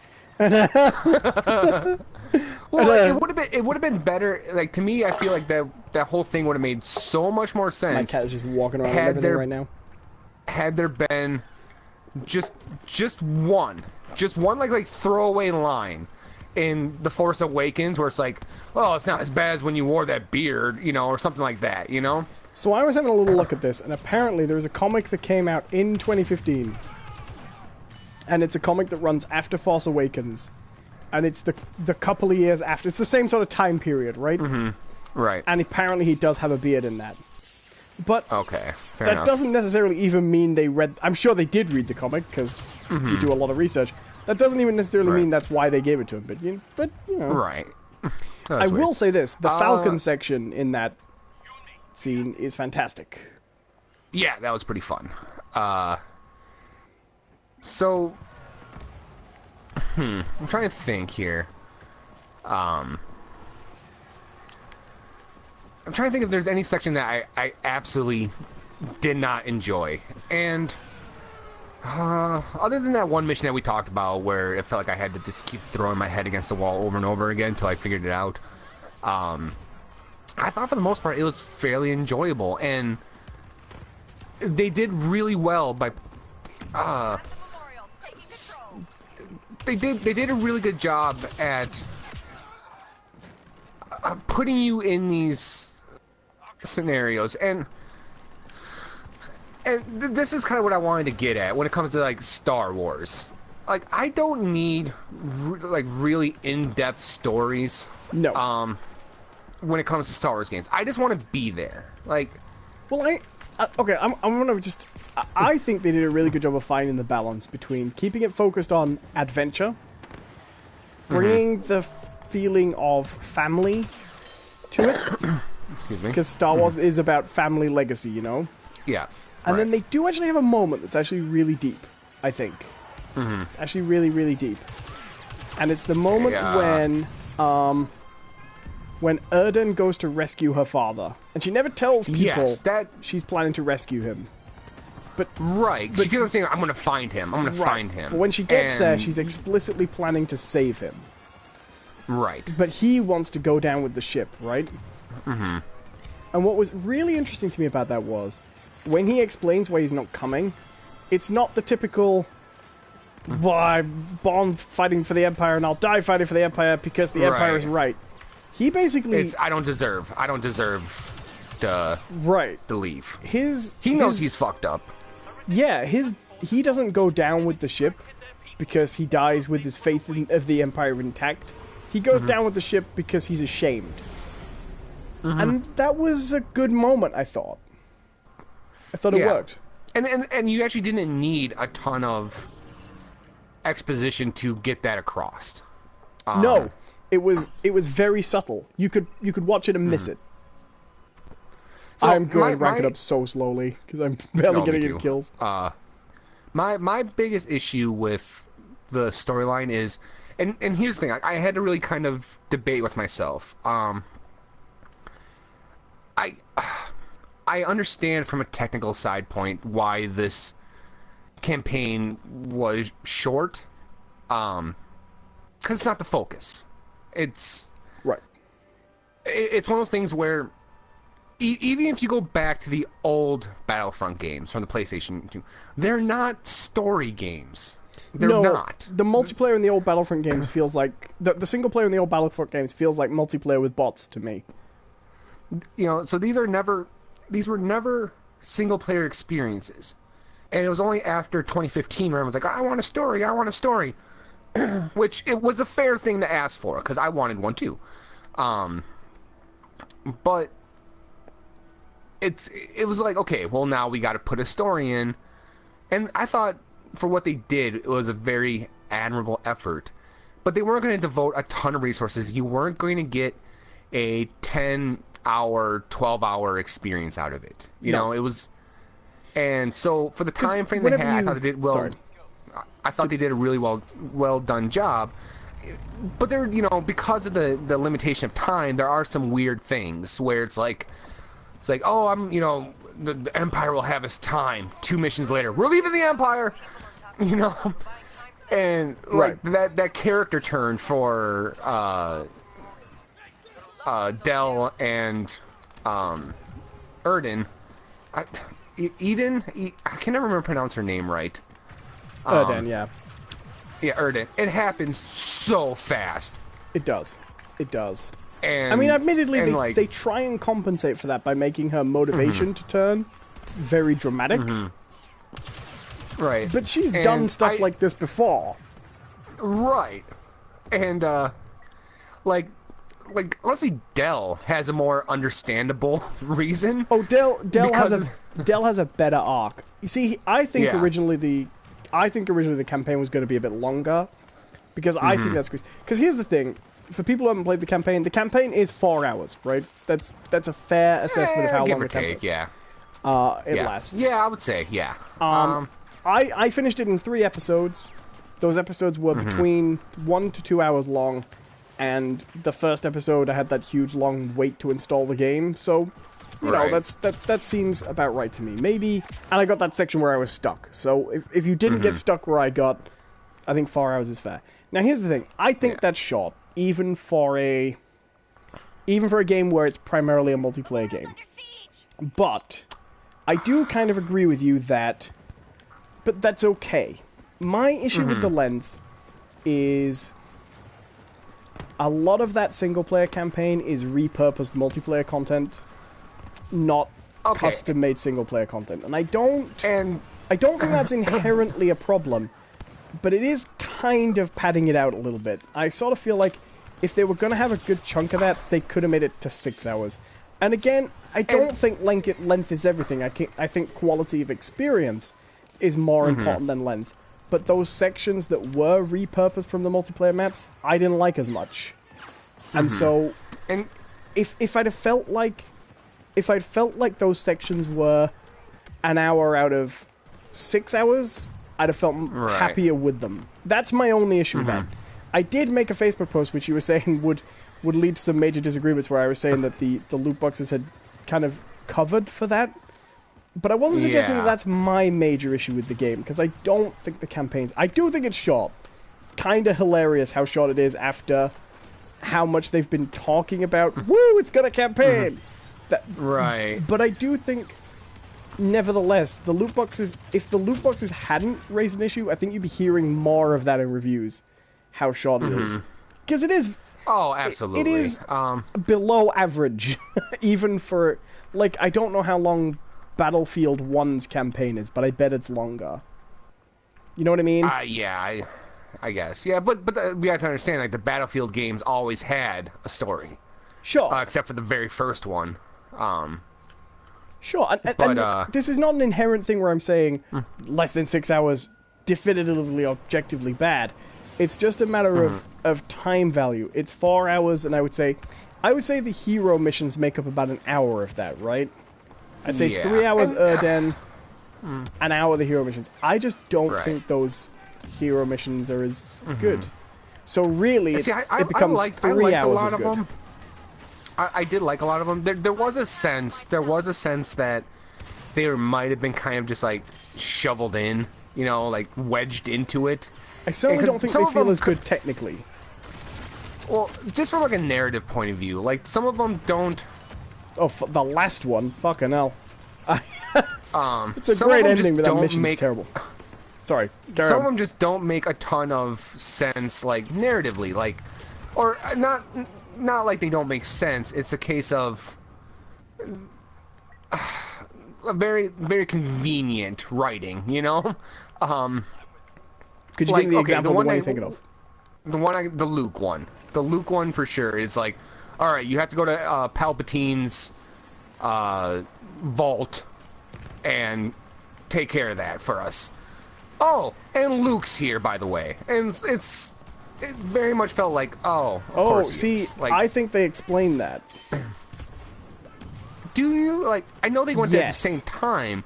I Yes. feel like he was drawn there for the same reason, but the fact that they're there at the same time. Sure, but he also says that he was drawn there at this time, and then he later says that it was. He later says that it was the will of the Force that they would meet, or he implies that. I guess. You know? The Force brought them together. I mean, so I think what they were remember, suggesting was that Luke's arrival at that time, being drawn by the Force, wasn't just to find the Emperor's trinket, but also to meet Del specifically. Which, if you're gonna accept the Force can do anything like that, you might as well let it account for both. You know what I mean? Like the Force has always been like the ultimate Deus Ex Machina, you know? Right, because it's basically God. You know, it can bring these things Right. together if it wants. Right. No, they're bacteria. Oh God. Yeah. Oh, little chickens running around here. Where are you going, chickens? Get back here, chicken. I was following the chickens. Sorry, I'm not doing the battle. I want to see where these chickens go. Oh my God, I managed to we're doing separate them so fine. they're running in different directions. So that's cool. That's not. You broke up a family. Wouldn't be the first one. All right. Okay, so. Oh no, I really liked. It's weird. Like I really enjoyed the story of Del and Yrden. You know, like I thought they had a really cool story. You know, arc, and I do. Honestly, it feels very much like we're going to do. To me, it felt very much like we're going to do something very similar to Rogue One, except we're going to kind of give you that ending that everyone assumed was going to happen. right. Like when Del and Yrden kiss at the end. Like I'm like, yes, okay, woo! I'm like, yeah, go Del, go Yrden. Like I felt really good for them when that happened. You know, So- and because like I felt like that's what everyone expected to happen in Rogue One. You know, where it would be Jin and the guy. Kalalalan. Yeah, Kalalalalan. It was something Castilian. Castilian? Castalian? Oh no, that was The Caecilius Italian was- Castalian. I was gonna say Caecilius, but that was Doctor Strange. So I think this campaign was originally going to be longer, and there are two main reasons for this, or three main reasons for this. And it's what you were saying about it feeling rushed, right? They made a big deal out of, you're going to see this from the Empire's side. No, she turns rebel very soon into that campaign. And then the other thing is, they have this kind of nice character setup with Erden, Hask, and Del. So Del is more sympathetic to the rebels than Erden is, right? And Hask is more pro-Empire, right? Mm-hmm. And she's kind of a normal person in the middle. And they're like the angel and the devil on the shoulder, right? Basically. You know, I didn't get that idea, but... They kind of offer different sides of... Early on, at least, they both offer opinions, and she responds kind of favorably to both, and she's taking it all in. That's something that works. I can see why you didn't get that idea, because it's over so fast. Right. But I feel like that was supposed to need a little bit more time to play out, you know? I'd tell you what I'd be sad to find out. I don't think we ever will find out. I'd be very sad to find out that they were originally supposed to be the same length of campaign, but all Erden missions, and then someone said, no, you've got to put Luke in the campaign, and you've got to put Han Solo in. Right. That's almost kind of feeling I got, where it's like, well, we have all these hero characters. Right. Why don't we put it... Because, like I said earlier, like, my big thing about Star Wars is Oh, we're going to just wait for players. Okay. My big thing about Star Wars is I don't need a big, in-depth tale. I just want to be in that universe. And so, being with Luke and Leia and Han and Lando was great. I actually enjoyed just controlling those characters and seeing them and hearing them interact with Del and Erden. Like, that was kind of neat. Like, that whole bit where I actually made a joke about it in the Let's Play, but when Leia sends Erden to get Han, they had this real chummy kind of banter at first. I'm like, oh, so we're just all good friends now? You're just gonna forget it all? Like, she destroyed your fucking planet, Leia. Like, she was part of that. like she. I have to say that, don't you think Princess Leia was really well written? One of the few characters that I would say was really well written. You didn't think so? And no, I thought so, and I kind of like that side of Leia because you got a little bit of it in The Force Awakens, but you never really got a ton of that in the original trilogy of her being a rebel leader. Like, when she's on Naboo, and she's just like, all right, splicing these things, we're gonna hold the line. Everyone, get with me. We're gonna kill these motherfuckers. The most you see that is when she's organizing the evacuation on Hoth. Mm-hmm. Hello to Ashton Modry. How you doing, man? Welcome. Hey, Ashton. Welcome. We're just we should probably back out and let's do search again. It feels like when this happens, you're kind of locked, and it never really finds the players. How the hell did you back out, though? Oh, it's stop button. Yeah, I always forget. It's options. Mm-hmm. So no, I liked the campaign a lot. When it was to me, I don't want to suggest I didn't think the campaign was good, because I did. Mm-hmm. I was expecting the campaign to be a little bit more like the centerpiece for me. Right. Whereas actually, okay, so for it is absolutely just back to the multiplayer being the main appeal. Mm-hmm. Right. I mean, which is, I guess, smart. Not smart, but it's a realistic approach to developing this game, because sure. They knew that the main draw was going to be the oh wait, no, I lost connection. Gasp. Yeah. I'm just gonna keep cycling modes till we get one. All right. Sure. Yeah. Go for it. They knew everyone was gonna play the multiplayer more, so it's like, okay, let's satisfy everyone's need for a campaign. But let's get over quick, because when you said on your Facebook post that it's recycled multiplayer stuff. Wow, really? I've just done the same one again. Damn it. Yeah, that's fine. Whatever. When you said it was just recycled, repurposed. My thought was, yeah, it is, but so is every other game from the opposite viewpoint. right? Like every game that oh wow, we got one. Hey! Every game that has a multiplayer, like think of like Halo or Doom or Call of Duty, even all these maps, all the multiplayer maps are just repurposed sections from the single player, which makes sense if you're building it from single player out. This is built from multiplayer in to single player, so Yeah, of course single player is going to repurpose of multiplayer maps. I guess I didn't really get that criticism, you know. I actually think that's fair. I guess at the end of it, my feeling is really that, and I think you kind of said it, what we got with the campaign was a campaign so that people couldn't say there's no campaign. Right. And sometimes it's very good. Yeah, I mean, and to be fair, from that standpoint, it could have been a whole lot worse, you know? Yes. I just don't think the campaign is anything to really write home about. I think it's pretty good at times and okay at others. I'll straight up say I think that I wasn't expecting this to happen, but I want to know what happens with Erden. I will say that. Eden. I will. No, play as needed. I will totally agree with that. I will also say that a lot of my criticisms are undermined if we do get regular single-player content as updates. But I think that's very much up in the air right now, because I can tell you right now, if EA are going to have to lose their sweet loot box money, we aren't getting the free DLC they said we're getting. You know, we aren't getting what they originally planned. Well, I mean, I guess it depends. It depends how much of this project has already been funded. Yeah. You know? By those like people in the first 4 days. All those Vader sales. Well, no, what I'm saying is that when they initiated the project, they had to have set aside money for it. How much? But if they can, save... Right. If they can save money by cancelling something down the line, they will.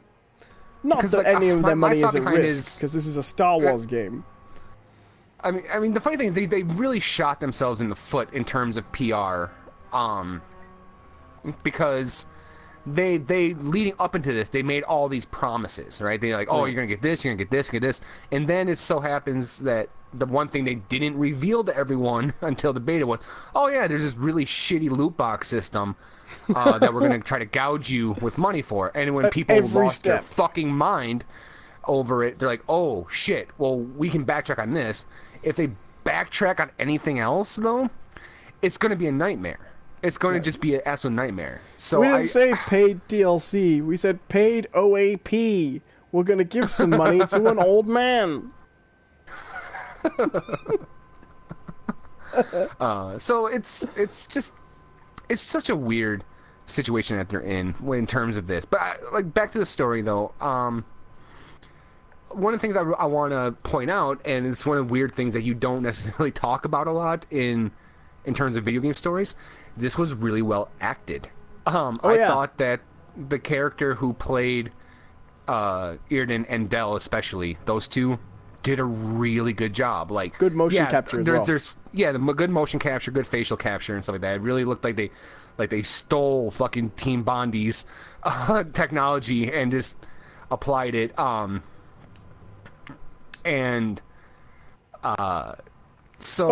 Except for at the end when Hask comes back as an old man, and you're like, wait, who's that? Is that? Well, I said it in the Let's Play too, but was that Paul Blackthorne? Well, it didn't look like him when he was young. Right. But then it definitely looks like him at old. Right. Which is strange, because in the next campaign, are we going to get these characters as old characters? That's what I'm hoping for. I want to see that. I want to see aged Erden. You know, because we saw aged Del and we saw aged Hask. I want to see aged Erden. So hold on, we're gonna pause for a second. I'm gonna go use the bathroom real quick. Oh, good. That'll entertain the stream. Yeah. Hi, everybody. How you doing? Yeah, John's going for a pee-pee. Mm-hmm. Sure am. It was him, by the way. Paul Blackthorne was Hask. Called it. But it totally did not look like him when he was young at all. Maybe it's just 'cause I'm not used to seeing him with hair, which is not a good look for him. Hope you guys are having fun. We're doing this, Those Aren't Biscuits show we do. We do this every week. We talk about stuff. We're a little late tonight because of me being late. But stuff. John's going to the little boy's room. We're going to carry on the conversation when he gets back. It'll be good, won't it? Be very entertaining. My bathroom is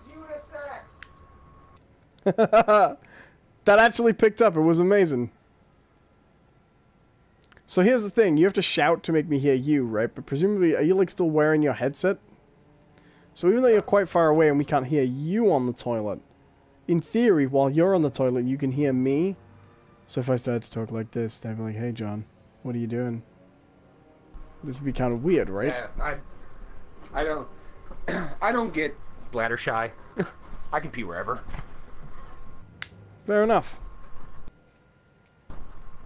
So yeah, didn't look like I guess him. we're gonna have to back out of this again. Well, we've gone down from 8 players needed to 7, John. Maybe you're just being Yeah, impatient. but we're also doing a live show. We're trying to entertain people. So. Oh, I know. Is this a server issue, or is this like what the player base looks like? Because this happened before when you and I were trying to play. Maybe we need to open some people to play with loot boxes. Oh, sure. I'll get right on that.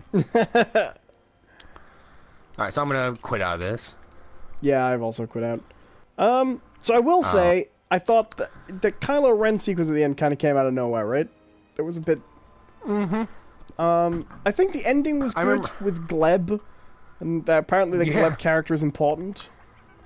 Right, yeah, because like when they mention her that you never see her again, it's kind of nice that they made the attempt to tie up some ends.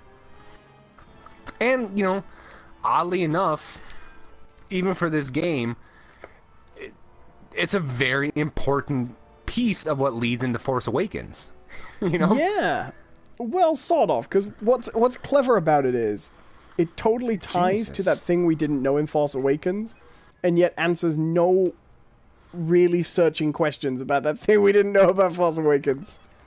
Right. I mean, because the thing is, like, it's important in terms of, like, okay, how did Kylo Ren get to that planet? But we still don't know who the fuck that guy is. We also don't know how Kylo Ren really got to the planet, how he got started on the search. You know? Like, right. I mean, well, but they make it a little more clear that, they just tracked the ship. Yeah. The Corvus. Which makes more sense than I just showed up at this fucking village. Hey, this is the guy we need. So how would you feel? How would you personally feel if this was a really, really, really... I was going to say well-organized, but if this was a organized multimedia attempt and that Del and Erdem were Rey's parents? Okay. Being as someone who played the game, that'd be just fine with me. Like, right. I'm like, okay, cool. Is that going to be the case? No, absolutely not. That is not going to happen. There's already been way too much buzz about like who her parents are.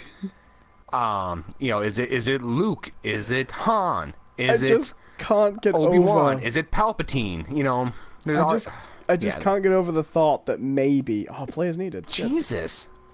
I wonder if they are doing some sort of maintenance on servers. Maybe. And they're just leaving the Galactic Assault. Let's go back to Galactic Assault. We've been sitting in these menus for too long. Do you think this is them rebalancing behind the scenes?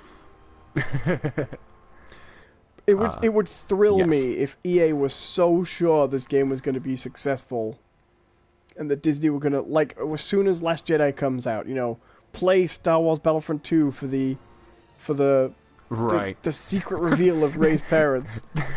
That's in the opening crawl.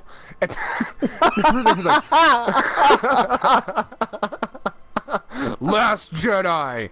Play Battlefront 2 for more information about Rey's parents. And just start scrolling from there.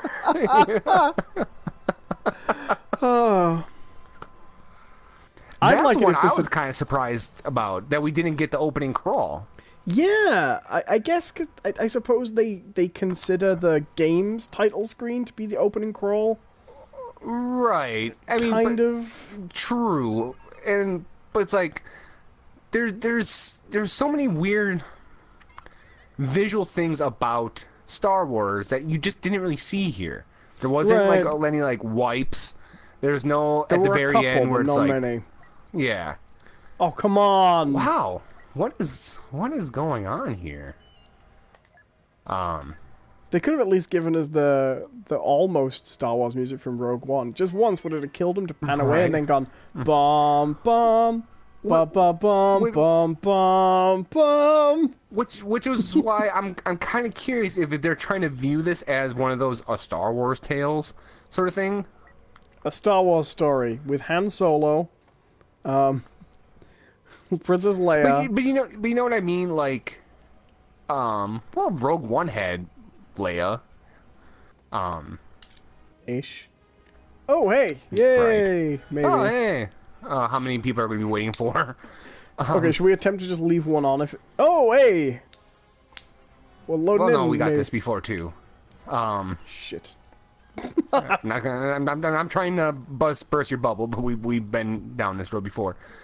You hate down my the only bubble. road I've ever known. The one thing that really makes me laugh is, if you remember when Destiny came out and everyone was talking about loot boxes, we had a little conversation and I said, do you think that maybe the loot box bubble's about to burst, you know? Mm-hmm. And you were like, no, because, you know, there's only two types of people with loot boxes, those that don't mind buying them and those that do and just don't, right? Right. And when I said that question, now I didn't necessarily agree with you, but I think I was kind of closer to you than you might. Like, my opinion was that we're starting to see the bubble decline, and then maybe like in a year, you know? Right. And then EA's like, hold on, I gotta get my air pump. Just hold up, guys. Yeah, hold my beer and watch this. Right. Starts plugging into the bubble. Come on, heave, heave. Like we've hired our new bubble maintenance person, Pinhead from Hellraiser. Players needed Yeah, 17. players needed Wow. 17. No, we ain't Jesus playing this for the Christ. rest of the stream, John. Oh my God, this. I reckon we should just Why make it does to it the always... Let's just leave it till the end of the podcast. We'll see what it does, because we can't quit the Sure, game. yeah. And then Right. we'll see. Yeah, let's see what we can do here. You can play like arcade or something just to give people something to look at. Oh yeah, let's go play now, arcade. look- Good call. Can we do that? Can we do that? Yeah, as, I think so. Like this, I hope so. because I Hey, don't know. do you know what? People are going to be looking at menus no matter what, so we might as well give it a go. Mm-hmm. Right? Yeah. Yeah, EA's bubble filling department. Go right on that. Yeah. Because that's the crazy thing. Like, do you remember, like, 6 weeks ago when... like, when did Destiny come out? It wasn't that long ago Destiny 2 came out, right? It was, like, the beginning of September. A couple months. And the conversation was, are Destiny 2's paid weapon mods too far? Is this pay to win? You gotta imagine when as soon as that Reddit post hit, there was someone at Bungie going, Yes! Yes! and then or at someone... or at 2K, like all the development teams at 2K and Bungie just got together and just got fucking shit faced that night. And then at 2K they got just like a big long piece of paper and they were like, all right, can't publish that one. That one needs changes. We're changing this. Yeah, I think this is only split screen co-op. Oh, really? Sure? Yeah, go head to head in a split screen versus No, look, team up once with a friend in a split screen. Look, co-op. But read underneath co-op. Yeah, you're right. I mean, we can try. I mean, load up into one and see if it brings me along with you, I guess. Please connect to wireless DualShock 4 controller for the second player. Damn you! There's no need for that as well. Like, no, not at all. don't Alright, worry. I'm let's sure try again. I'm sure we'll have a loot box that'll.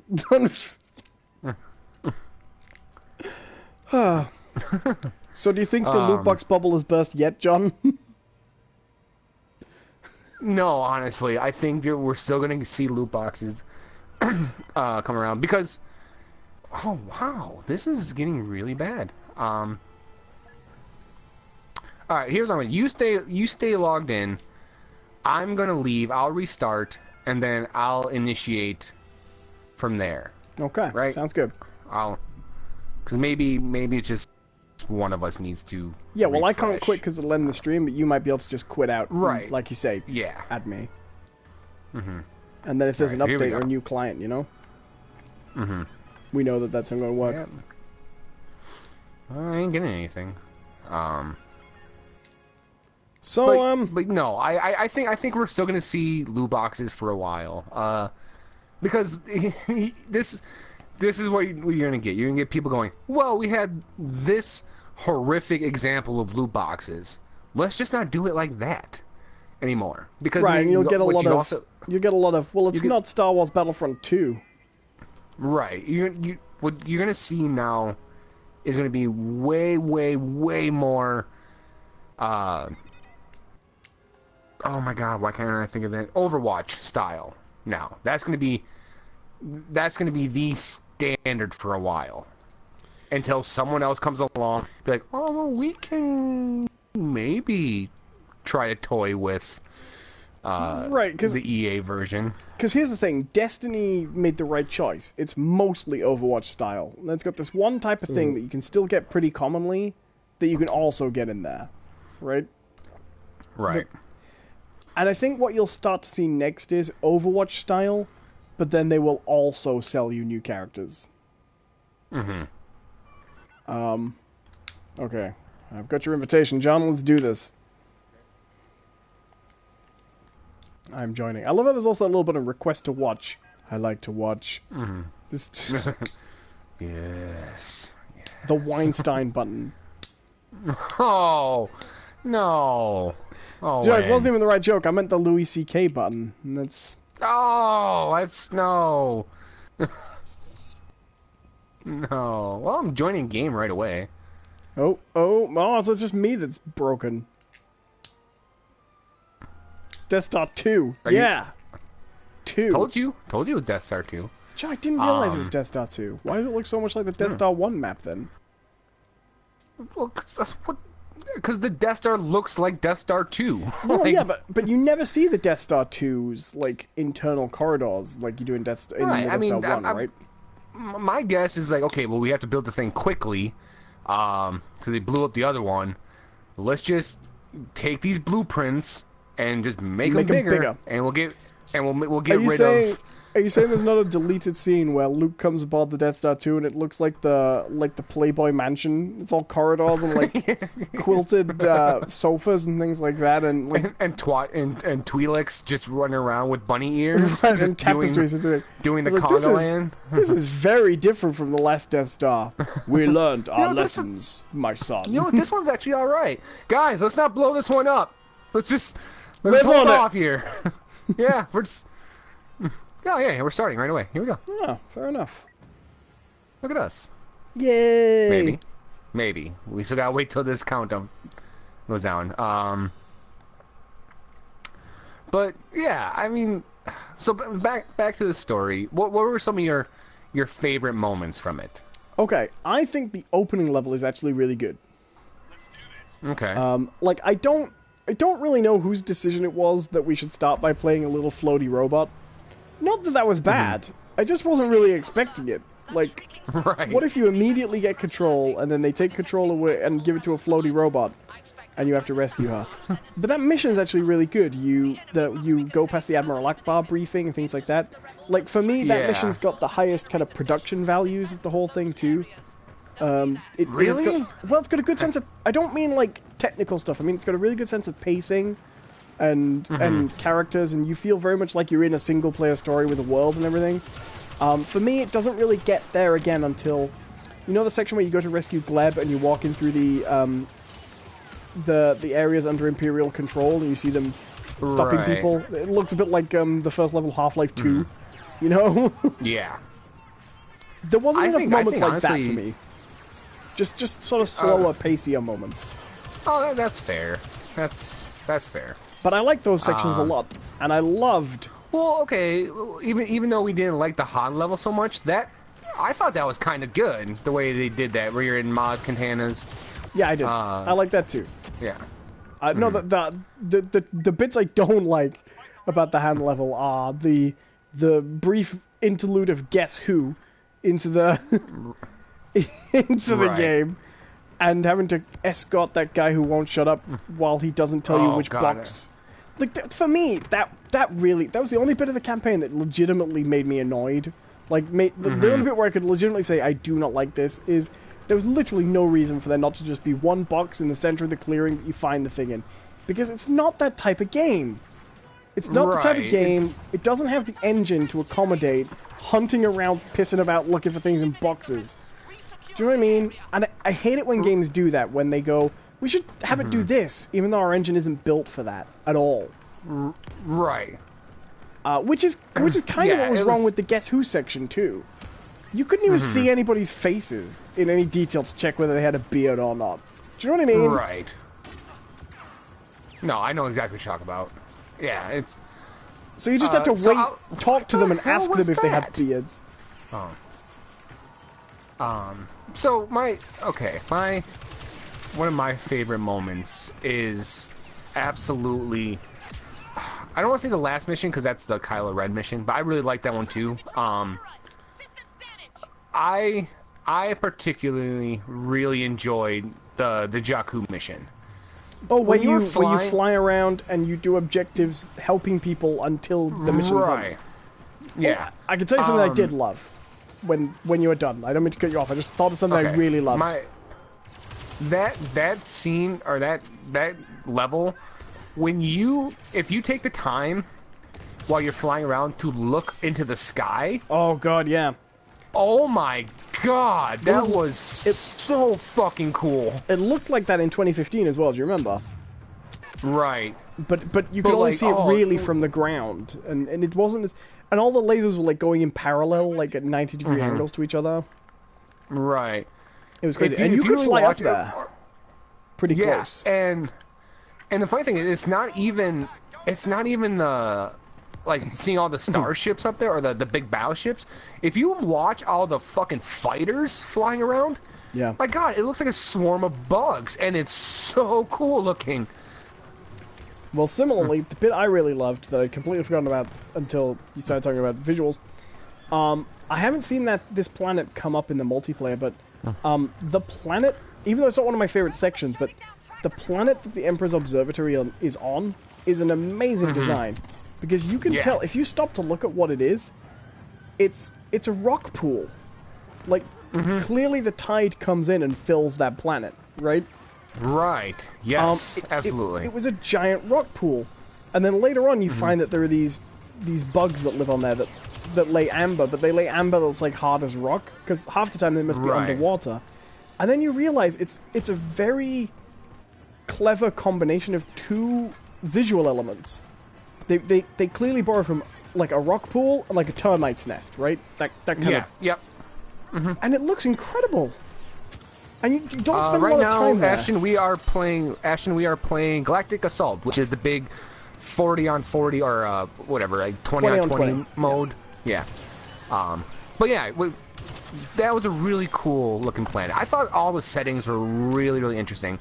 Even though, I mean, other than I really enjoy the Lando mission, that one to me felt the most like a repurposed well, the outside multiplayer thing. The outside is exactly the same layout as it was in 2015, right? Yeah, of Solace. Absolutely. Yeah.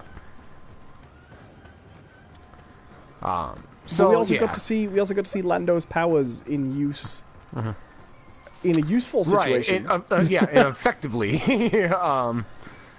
I imagine maybe his powers are more useful in like this kind of mode. Right. But he's useless in that hero mode. He has no purpose. Yeah, in the hero versus villain mode, that is completely useless. What I like the most is that this was explicitly obvious from the first time I played it, because everybody but Lando went immediately. And I've never played a mode where everybody wasn't immediately up on the message of, pick anybody but Lando as soon as possible. And have you noticed? Oh, Jesus. The end result of that Palpatine. is he is so useless. Nobody changes heroes on that mode at all because they're terrified of getting stuck with Lando. Right. I am curious what other heroes we might get. Well, everybody's quite upset about the fact that there's no prequel heroes. To which I'm like, who would you have? I mean, first of all, right, the absence of Obi-Wan is not great. Fine, okay, but Obi-Wan is not specifically a prequel character. Even if you gave him like a young look. He wasn't in Battlefront 15 either. That's true. I wonder if there's some issue with Obi-Wan. Maybe George Lucas specifically kept Obi-Wan. I'm more interested in seeing who they bring in. I just don't want any more Jedi. Right, because there are too many Jedi right now. Like, have you been in a match where they've got all 3 dark side Jedi as well? It's a nightmare. Yeah, it's a nightmare. I've been on the other side where I've had Luke and Rey and fucking Yoda whipping around too, and it's like, Jesus Christ. Yeah. Like, yeah, those when they Jedi characters are really powerful. Yes, they are. We got a really odd choice of the bounty hunter though. Like, just one bounty hunter, and it's Bosk. Like, I don't consider Boba Fett. I know Boba Fett is a bounty hunter, but he's in there because he's Boba Fett. Yeah. Right. Yeah. But like Bosk, really? Yeah. It's the guy who snarls at what's his name? So I guess who'd you like? I think I'd like from the prequels. I mean, from the prequels, I guess you get Amidala. Yeah, obviously, or Padme, I guess. Well, that's the same character, John. I'm kidding. Well, right, but like, what do you call them? You know, do you call her Queen Amidala or do you call her Padme? You could have the problem with the What's prequels this guy doing? So just hanging out.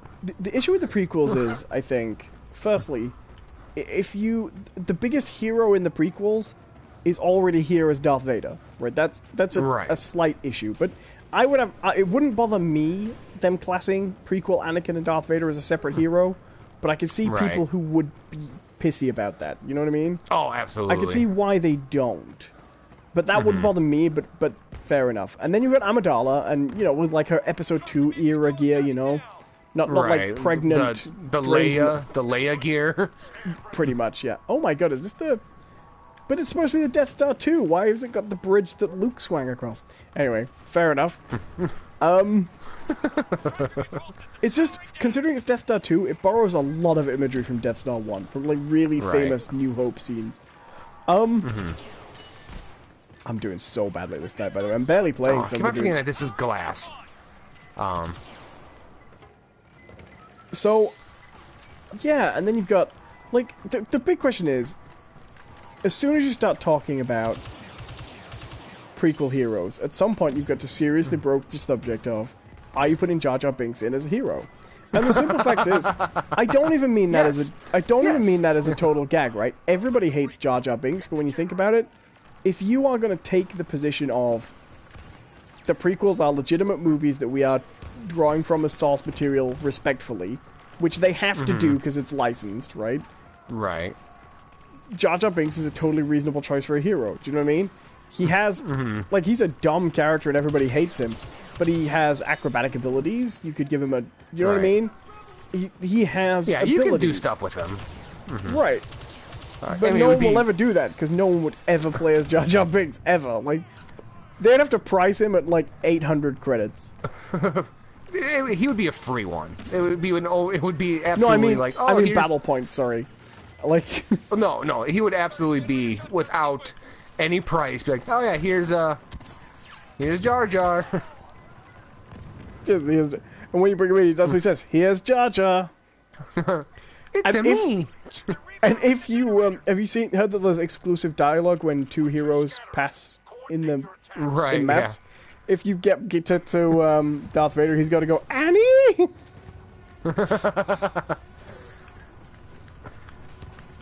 I want to see his dialogue whenever he pets anyone is like, Jar Jar, shut up, just shut up. Just everyone having these like really over the top reactions, like just shut up, No one likes you. So yeah, I'm trying to think of a hero I'd really like to see. I'd like Count Dooku. I guess. I don't want more Jedi, but I'd like Count Dooku. Yeah. I guess. Who's the one? It's like Amidala's. Oh shit. Captain Panaka. Yes, Captain Panaka. He was in Battlefront 15 though, as like a DLC, wasn't he? I don't think so. Maybe. I have all that DLC, but I never play it because you can't do the normal playlist at the same time. You're just gonna do the. You can only play Bespin modes for a bit.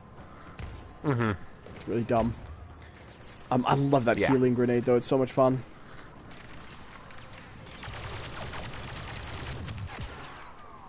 I'm just getting killed. Oh, we are pinned down. You are halfway up the board. I'm totally just. I've been bottom. Oh my god, we need to get this. We should get this. Like, we were owning their asses. Why are we having such a hard time with this? I will be completely honest, John. I'm mostly just doing this for the show. I'm barely paying attention to the game at all. Right, I know. I'm just kind of talking.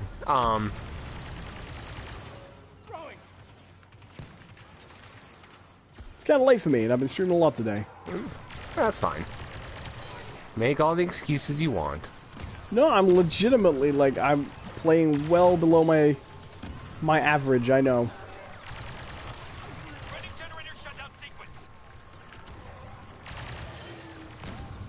So yeah, prequel heroes. There aren't that many of them. Oh god, I got nothing. I have really got nothing. I think the issue. I think you raised the issue straight away, right? They don't want too many Jedi because the Jedi are overpowered, right? And what Jedi from the prequels would you rather have than any of the ones we've already got? So Qui-Gon. Right, exactly. If it comes to it, the only heroes they've got that are worth mentioning in the prequels are Jedi, which means you've got to cut someone, right? Are you going to cut Kylo Ren to bring in Mace Windu? No. Oh, Mace would be kind of fun, actually. I like Mace a lot, but Kylo Ren's in the new movie. Are you going to cut Darth Vader for Mace Windu? Not after everyone spent the money on him. I mean, Darth Maul's there, I suppose. Right. But have you noticed, this is kind of weird, but they already got him. Like this. Have you noticed people They knew who was the best one from the prequels already. Do you know who... have you noticed that people don't really think of Episode 1 characters as prequel characters, if you know what I mean?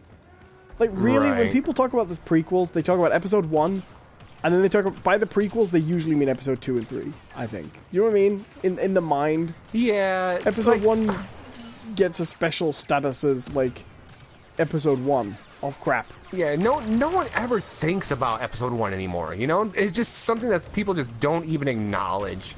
Well, the most ridiculous thing about Episode 1 is you could actually remove it from the prequel trilogy and those two films would make perfect sense without it. Just, yeah, absolutely.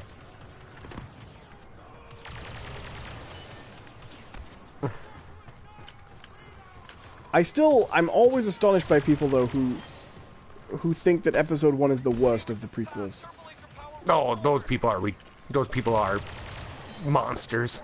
Because, like, for me, it is so clear. Like, Episode 1 is a bad film. I'm not going to deny that for a moment.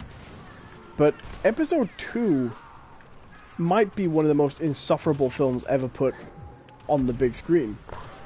I mean, it is actively unpleasant to watch. Yes. Not just boring, it is agonizing. Like, it's not even, like, George Lucas, like, decision, like, bad. It's just very bad. Like, it's a bad movie. Yeah. I hate that film. And I generally agree with what everybody said about Episode 3, which is, it's mostly dumb, but it gets a lot of fun before it finishes. Oh, I didn't realize that you had to sit there and hold that. Oh, okay. Now I know. Well, what do you think of Episode 3? Are you an Episode 3 lover? Or are you, No, I'm not. I'm not a lover. But out of the prequels, it's the best. I think the Emperor kind of brings it home, right? Like, yeah, I I think it's the one where they realize, like, okay, we need to be a little bit more Star Wars. fun. Right, like they do crash that big ship at the beginning. I mean, episode 3 is another one where they just begin, like, episode 3 is really weird because it's another one where they could have just made that, and you'd have kind of got it. Okay, Obi-Wan and Anakin are Jedis, and nobody knows that Palpatine's the Emperor yet, and there we go. And from then on, you can kind of figure everything else out. That's like the worst part about the prequels, though, is none of the tension is there. Like, because it's all based on these situations where, oh, this character knows and this character doesn't. But we know without a shadow of doubt what's happening. Right. And so, like, to play up the idea of this person's good, this person's bad, blah blah blah, whatever. It's kind of silly. What was that? Yeah, I don't know. It's right. Like, it's a weird were there many people who went into episode 1 unaware that Senator Palpatine was the Emperor? Right. You know, considering no one called him Darth Sidious in the original. It was Emperor Palpatine. It's right. Like, that's not. I did like they credited Naboo as the Emperor's home planet. Right. In the game, which is kind of interesting. What did you think of the revelation? I suppose it was kind of. Oh, okay. So this is kind of cool. Like, I know you can't really see this, but I'm playing as Luke, and then we got someone playing as Rey. And we're just standing next to each other, blocking a hallway from blaster shots. It's really neat. See if I can come get you. But what did you think of the kind of the revelation that even after the Emperor died, most people in the Empire didn't actually realize he was an evil Jedi? Yeah, that one I actually bring that up in the Let's Plays. I'm like, wow, that never occurred to me that he would not tell people that he was a Sith or a Force user. Like, that just never even occurred to me as being a thing. That would, yeah, because he kept it secret from the Jedi, but I just figured when he had all the power in the universe, he would just be like, now I mean, right. The idea that, like, even at the time of A New Hope, he was still maintaining that air of respectability with his scary face was amusing to me. I do love how they have to come up with the fact that he has the scary face to get around the fact that he looks, you know, he looked way more than. But they tried it with makeup in episode 2, trying to make him look more and more like the Emperor, but they just couldn't make him look old enough in time. Right. It's yeah. Oh, sorry. Sorry, Ashton. We were very into that game. We are, oh, Admiral Akbar. Yeah. It's a trap dude. No, that'd be kind of a fun, stupid character to add. Do we miss some comments? We didn't have any comments for a while, Ashton, so we kind of stopped checking, really. Yes, very sorry. That's if they had Jar Jar Binks, he would have to be evil. Yeah, no, put him on the dark side. That'd be fucking hilarious. I agree with that. What I like is every Gungan except Jar Jar Binks. So give me that Jar Jar, throw the doo doo. Yeah. You know that guy, right? Yeah. And Boss Nass. Did we win? Did we finally win? Yes, we won. Okay. Hey, prequel heroes, man. There aren't many. Could we have the guy who wants to sell death sticks? I guess you could add Django. But see, you already have Boba. The best use for Django I've ever heard is that there should be contextual skins. So if you use Boba Fett in the prequel era, he becomes Django. Right. 9 Pounds of Fury. I kind of like that name. But they don't really do stuff like that. They keep you locked to your era, basically. All right, should we back up? We're going 2 hours, 20 minutes. Probably time to wrap up, I think. Soon-ish. Yeah, I would say so. Okay, I was going to ask, did you want to try one Starfighter? Because we didn't do any Starfighter during the stream. Oh, yeah, okay. Well, you start it up. Because it's probably going to work better if you attempt to start that up. Yeah, we'll try to do one Starfighter map, because those are a little bit quicker anyways. Yeah, and I've only seen one Starfighter map, the Fondor one. Ashton says, Really? what about the You people still from only seen Rogue One? Well, you know, I have not... I haven't seen any Rogue One characters in this game. Really. Right. You can put the blind guy and his friend. Oh, what is blind guy's name? I know his name as well. Chirrut Imwe. Or is that the actor's name? Chirrut Imwe, yeah. No, his name is Danny something. I can't remember now. No, that's actually a very good idea. Blindy Man I did not think of this. I did not think of that. I actually really like that idea because you can put in what's his nuts? The bad Governor Admiral. what's his face? No, what is his name? It's Admiral something. Oh, come on. I can't think of it. We couldn't find a game. I just cannot think of it. Talking about the villain. Yeah. You could probably put him in. Did you get a game? Because I didn't. I didn't. I just started searching.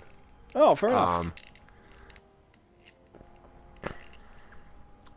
Nope, I can't find any. All right, let's wrap up. But yeah, we can. We'll still finish up, but Yeah. Yeah. No, I would say you could probably put some Rogue One characters in there. Krennic. There we go. Krennic.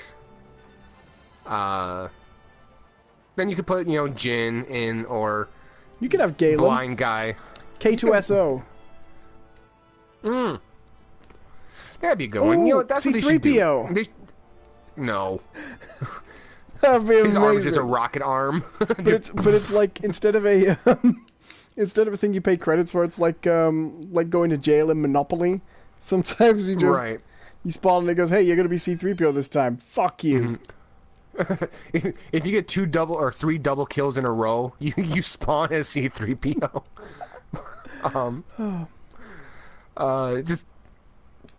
No, they should do the droid pack. Where you get the droid from Rogue One, and you get the bounty hunter droid. I just thought of a way you could get C-3PO in as a scan for the improved battle droid, a skin for the improved battle droid. That version of him from Episode 2, where he gets his head attached. Right. I want to see you play a C-3PO, but it's the only hero character that's first person. Just so you just have to kind of shuffle camera. along. Yeah. I like that. Just mass amounts of like motion sickness from all the players. Like, just. So like okay, that. what other heroes can you throw in? Watto. Finn was in. Watto. Watto. Yeah, because all the force powers just don't work on him. He can just fly through all the. Right. Yeah. Right. He's got the power of Jewish stereotype, mildly offensive Jewish stereotype. Yeah, because every time you pick him, you just get more credits. It's just like, oh, that was bad. That was also another thing I was thinking about Ashton. Like, I'm kind of curious when they're gonna just start adding characters from those shows. That Rebels show is pretty good. Yeah, I've heard a lot about it. I haven't watched it at all because I didn't watch the Clone Wars either. You don't need to watch the Clone Wars. There are a couple of episodes that reference back characters, but you don't need to. But I just mean like those never interested me, just at all. It is a kids show, but it is. I'll tell you why I started watching it. They added it to one of the streaming services. I saw that. Oh, sorry. Go ahead. They added it to one of the streaming shows, and I was doing housework, and it was actually quite nice to just leave on while, cleaning, and just get a little bit of Star Wars. Because what you could do is you could just tune in for the kind of the very fan servicey episodes, and then be like, okay, what are they doing today? Training, yeah, fair enough. Yeah, Let's good see here. show. Yeah, Ash Modry says, does the Star Wars Rebels cartoon with the dude with the gun lightsaber is a gun and a lightsaber? Are you talking about Count Dooku? No, Who has there's like the weird... there's a kid in the main kid in Star Wars Rebels is a force sensitive teenager who's being trained by a Jedi, right? Okay. But the Jedi who's training him, he was an apprentice when the Jedi Order was basically demolished, so he so he doesn't know what the fuck he's doing. Well, he himself hadn't completed his Jedi training, right? Mm-hmm. That's the dynamic. He has a lightsaber and he's very good with it, but when the kid's given the lightsaber to train with, he's got to build his own lightsaber. But they are also doing rebel situations every day, so they're in and out of combat, and he's not very good with the lightsaber, so he makes himself a lightsaber that is basically, it's like, you know those guns where you put your hand through the trigger with a little cover over the whole hand? It's like that, except it's a lightsaber. So it's like an old-fashioned pirate sword with like... Right. So like a musketeer's thing. Right, so if he holds it upright, it's a blaster, but then he can produce a lightsaber from it and wing it around. Oh, okay, fair enough. It is a blaster cool. with a gun in the hilt. It's the kind of thing a 10-year-old Jedi would find very cool, you know? But they play it like that. His mentor thinks that is very improper and silly, but it also gets him a gun when he needs it. He's not It's a good show. That's all. It's fun. Yeah. Well, my favorite thing about that show is there's a character who's one of the rebel crew who's like the big burly brute guy, you know? Mm-hmm. And he's based on that early concept for Chewbacca where he looks a little bit like Count Orlok, you know? Oh, yeah. And they just took that concept art, made it this character, and gave him a new species and background. That's kind of cool. Yeah, it's good. And Vader is in the show, and he looks like the old Ralph McQuarrie art with the very skull-shaped, like, curved helmet. It's really based on that style. There's a lot of good stuff to that show. There's a lot of stupid stuff as well. Like, I'll tell you what I like about it, actually. It feels like cartoons from when we were kids, you know? Okay. In that, it is a kid show, but it feels like, for example, there's a really funny episode for a kid show, where the kid and this brute character are arguing because they have to share a room. They don't like each other. So they get sent out to run an errand, and they end up accidentally stealing a TIE fighter and bringing the Empire... Accidentally? Well, they sort of see the opportunity, and they steal this TIE fighter, and they have a really good adventure and have fun with it, but they accidentally bring the Empire's attention on this small rebel cell. And but it has that kind of vibe of Saturday morning cartoons where we were kids, where there's a group of characters who all live together, you know, and then there's the characters who aren't the authority figures, who feel... There's always an episode where they go off and get caught in an adventure and save the day themselves, and then everyone has to come and rescue them, you know? It feels like the Thundercats at times, you know? Okay. That's fine. Yeah. If you ever get a chance to just binge it, you know, while you're doing something else, it has an appeal for that kind of thing. Ronald, not right now. Sorry, my cat decided he wants to jump up on me. Sorry, buddy. I'm trying to think. That's alright, that's exactly what I had earlier. I like this. I kind of like this conversation. I know we're gonna be wrapping up here, but other heroes. You still trying to think of that? That's great. No, I like it. Why don't we just name every character in Star Wars? Finn was in Battlefront 15, right? Eventually. I don't think so. Let me look. He was. Let me look up the heroes. I know they added Phasma. Did they? Mm-hmm. Well, I've got that DLC. I don't remember any of these characters. I had the full season pass. Okay, so here are all the heroes from 2015 by the end. Luke, Vader, Leia, Emperor Han Solo, Boba Fett, Nien Nunb. He was top of everybody's list, wasn't he? Who the fuck is that? Oh, you don't know who Nien Nunb is? Okay, Return of the Jedi, Lando Calrissian's pilot. Yeah. Yeah, Big Ear's vagina face. What vaginas have you been... If I saw that... was like, with a young lady, and I was in that area, and I saw that, like, nope, this ain't happening. Like this. I'm gonna call you an Uber. Here's some taxi money. And it was actually doing the lines. It's just him. Oh God, no! I would go celibate after that. I would just be like, nope, just nope. Okay, I'm actually trying to find the full list. That only goes to Niendum and then Greedo, but I'm sure there was more than that. Yeah, because I remember we did get Orson Krennic on that eventually. Oh, Krennic was in that? I believe so. I thought for sure that they added the Force Awakens characters, because I thought you eventually got Rey and Kylo and Finn and Phasma. Alright, hold on, I'm looking this up.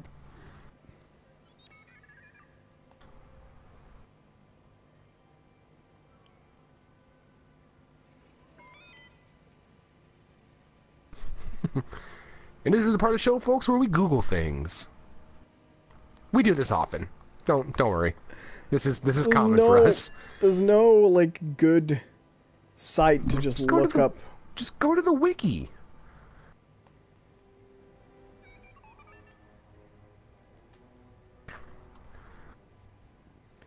They changed Wikipedia so it doesn't have really good useful information now though, have you noticed? Hold on. Just give me a second here.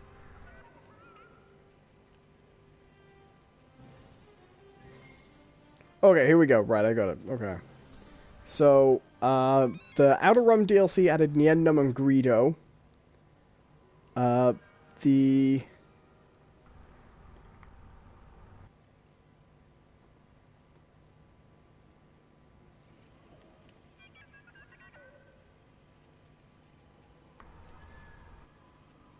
Bespin Pack added Lando and Dengar, of course. Mm-hmm. The Death Star Pack added Chewbacca and Bosk. So we got Bosk twice. And then the Scarif Pack added Jyn Erso and Krennic. So that's all the heroes. So we never got Finn in. All right, well there you go. You add Finn, you add and Phasma. You add those two. Was Chewie a hero in Battlefront? I don't think he was he? No, he was, 'cause you got to use the bowcaster. Wasn't that just a star card? Oh, it was. Fuck. Poor Chewie. Huh. Chewie. Yeah, there was a distinct I mean, the heroes were good in that game, but, I mean, I think the heroes were better in that game than this one, I would say. They were tougher, I think. But you'd never get one, because you'd always just see them... Every time you saw one of those icons, there was some guy 3 feet in front of you just sprinting already.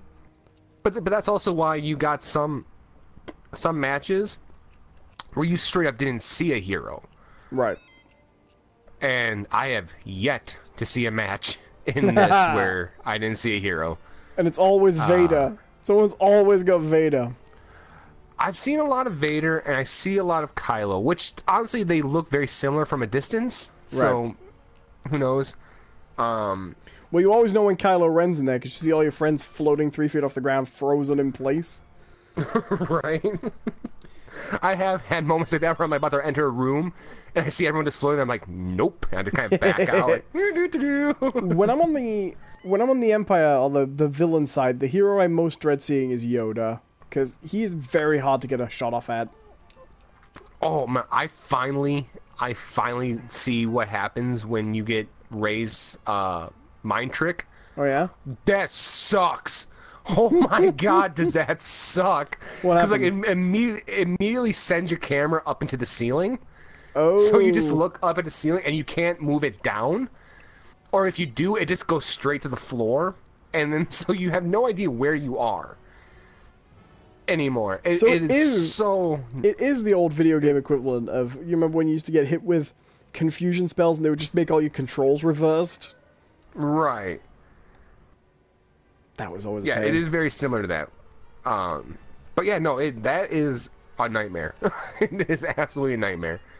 You know what I'd like? The grandfather from the Star Wars Holiday Special as the hero. Watching porn on his virtual reality headset.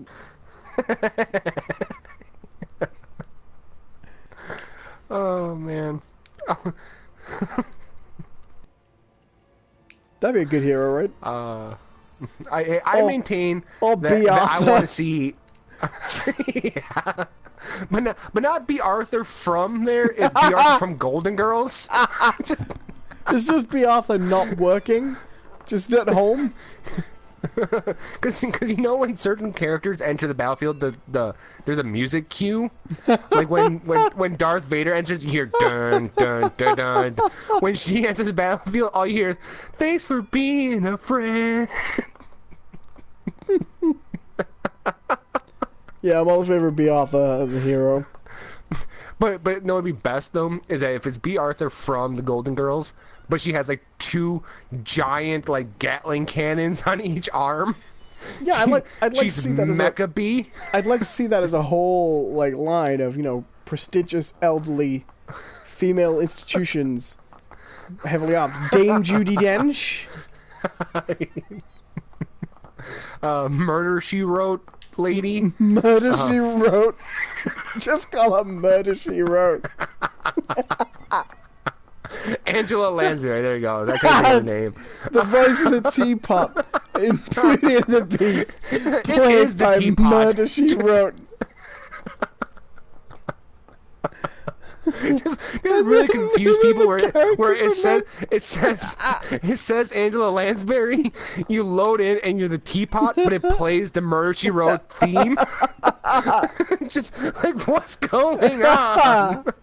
And then the next time you watch Murder She Wrote, Angela Lansbury's role is just being played by a teapot. No, when you watch Murder She Wrote again, it's played by Darth Vader.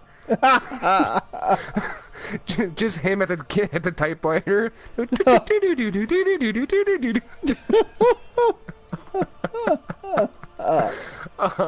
He's getting away, Mr. Fletcher. Mrs. Fletcher. He won't get away from me. Just lightsaber, just throw. Like the end of Rogue One, through a crowded restaurant.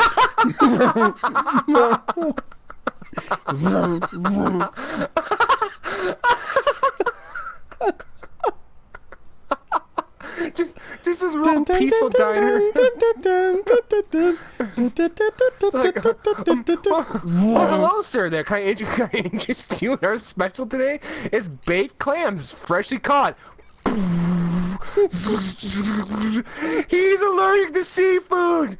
Give him the turf.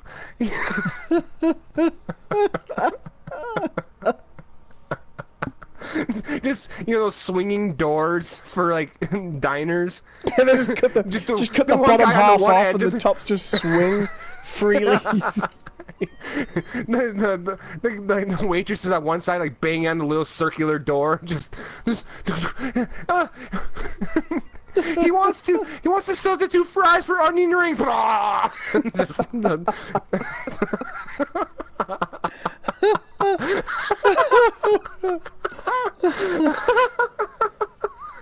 Well, Captain O'Hallihan, I have solved your murder. Yeah, but you caused like 32 more.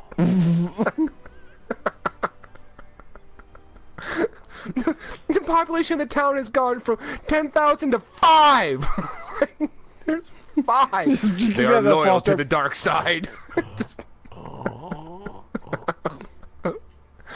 Don't make me force the issue. There's just a great scene of Darth Vader on the beach looking at the ocean with like a sweater tied around his shoulders. Just, It feels good to do good. I'll never get sick of this view.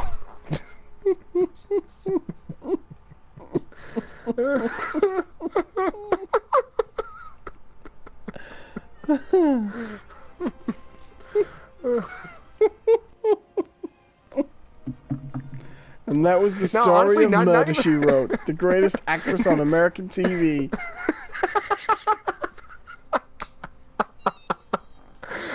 know, not even part of Murder Show anymore. I want to see Darth Vader in a nursing home. Like, just...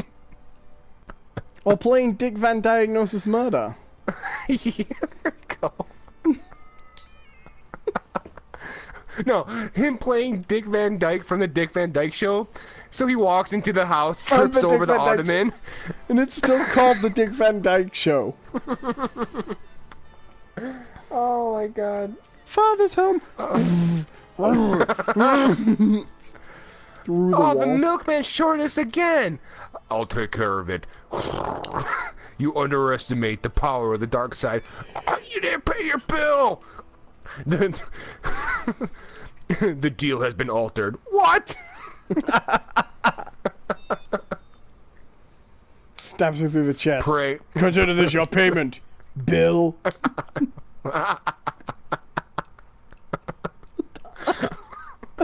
My name's Xander. Silence.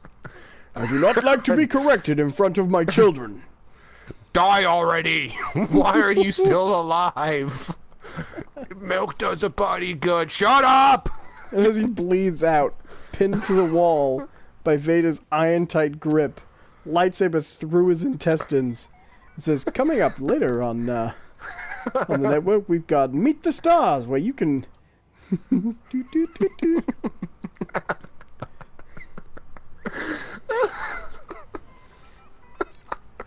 And family comedy with the Dick Van Dyke Show will be back tomorrow night at 6.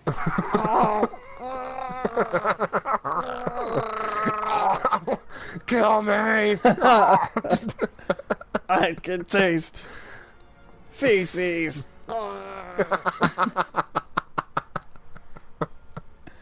I have a family. Who's Wally Bleed? That was a very nice They picture will be you drew, next. Susie. Yeah, but my teacher only gave me a C on it. She said it didn't have enough detail. She will learn the power of abstract art.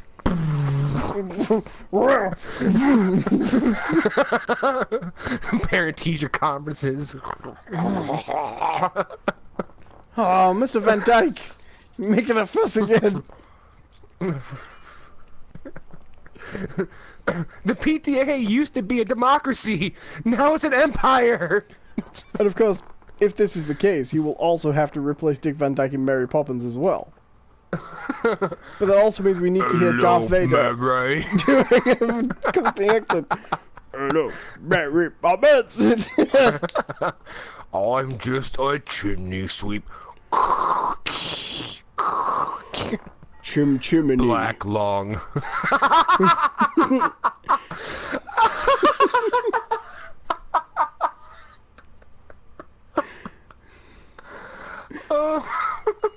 Chim chim charoo.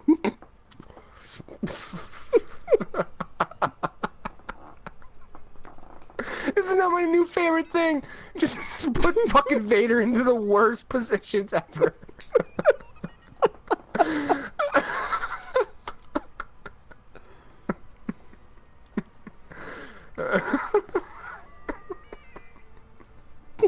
Fuck.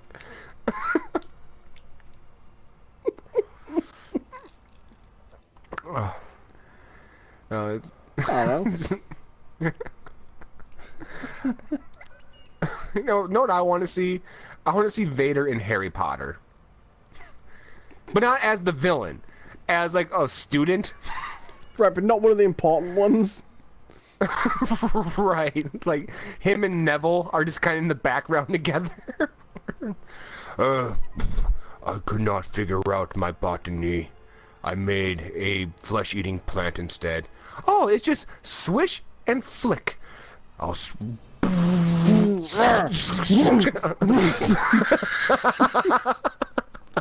Thank you, Neville. I will remember you forever for helping me pass botany.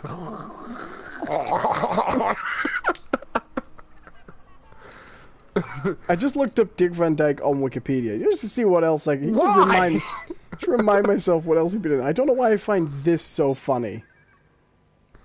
He is the older brother of Jerry Van Dyke. Coach? I just... I just That's like the only thing anyone remembers him from is Coach. I just like that Dick Van Dyke got the alliteration. And they were like, no more D names for you, Jerry. There ain't no D's left. What? You can't name me, like, David Von Dyke or something like that? I know it sounds so David stupid. Dean Dyke? I know it sounds so ridiculous, but the idea that there are multiple Van Dykes, even though it is his surname, is inherently funny, right? Oh my god. Alright, so I'm stupid. It never dawned on me that Van Dyke was the last name. I thought that was his middle name. You thought his name was Dick Van Dyke. Yes. We need... Sorry. My favorite bit about this is they were like, okay, we need a middle name for our child. The Dyke family. And we call him Richard. Obviously, we can't call him Dick Dyke, because that's offensive. Right. That feels like we're taking a position on something. Right. So, what name shall we go with? What's a great middle name that seems dignified? Because when you totally separate it from everything you know about what that man's name is, if you think it's his middle name, you think that they sat down looking for a middle name of their child and settled on Van. He was really lucky he didn't get Bus. Dick Bus Dyke. Hey, at least his first name wasn't Gideon, though. Oh, God. I'm still streaming, you realize. Sorry. We should wrap up. I still have some stuff I need to get done. Was that episode of Family Guy where they put in the censor? They put in the... Oh, no, I think it's a Simpsons episode where they're watching a channel that's censored. I think it's a Flanders house. He's got the... He's got the TV sets and it says, coming up next, it's the Bleep Van Bleep Show.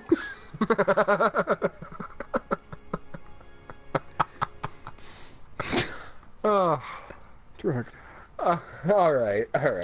Let's wrap up here. Thank you all for watching through this very long stream. Hope you enjoyed our gameplay. Hope you enjoyed our Star Wars talk. There will be more to come, I'm sure, once The Last Jedi drops. As for next week, I'm hoping to get through The Punisher. That kind of dropped without me even realizing it. The Punisher is now live on Netflix. So I'm going to try to watch that, even though I don't like The Punisher. So tune in next week to try to hear some of that. Other than that... Pardon me. Did you see Justice League yet? Nope. Not hearing a lot of great things. No, me neither. Yeah. Didn't it come out like really low in the box office as well? Yeah, it's underperforming. It's still making a ton of fucking money. Yeah. But as opposed to their projections, it's underperforming. Yeah. But yes, I've been one of your hosts, Jonathan Cadotte. With me as always, Owen Adams. Where can they find you, man? Go to my YouTube channel, youtube.com/Owen Adams. There you go. All right. And you can find me on my Twitter, which is @JohnCPerson, or check out my personal blog, which is johncperson.wordpress.com. Thank you all for watching. Until next time, have a good one. Bye-bye.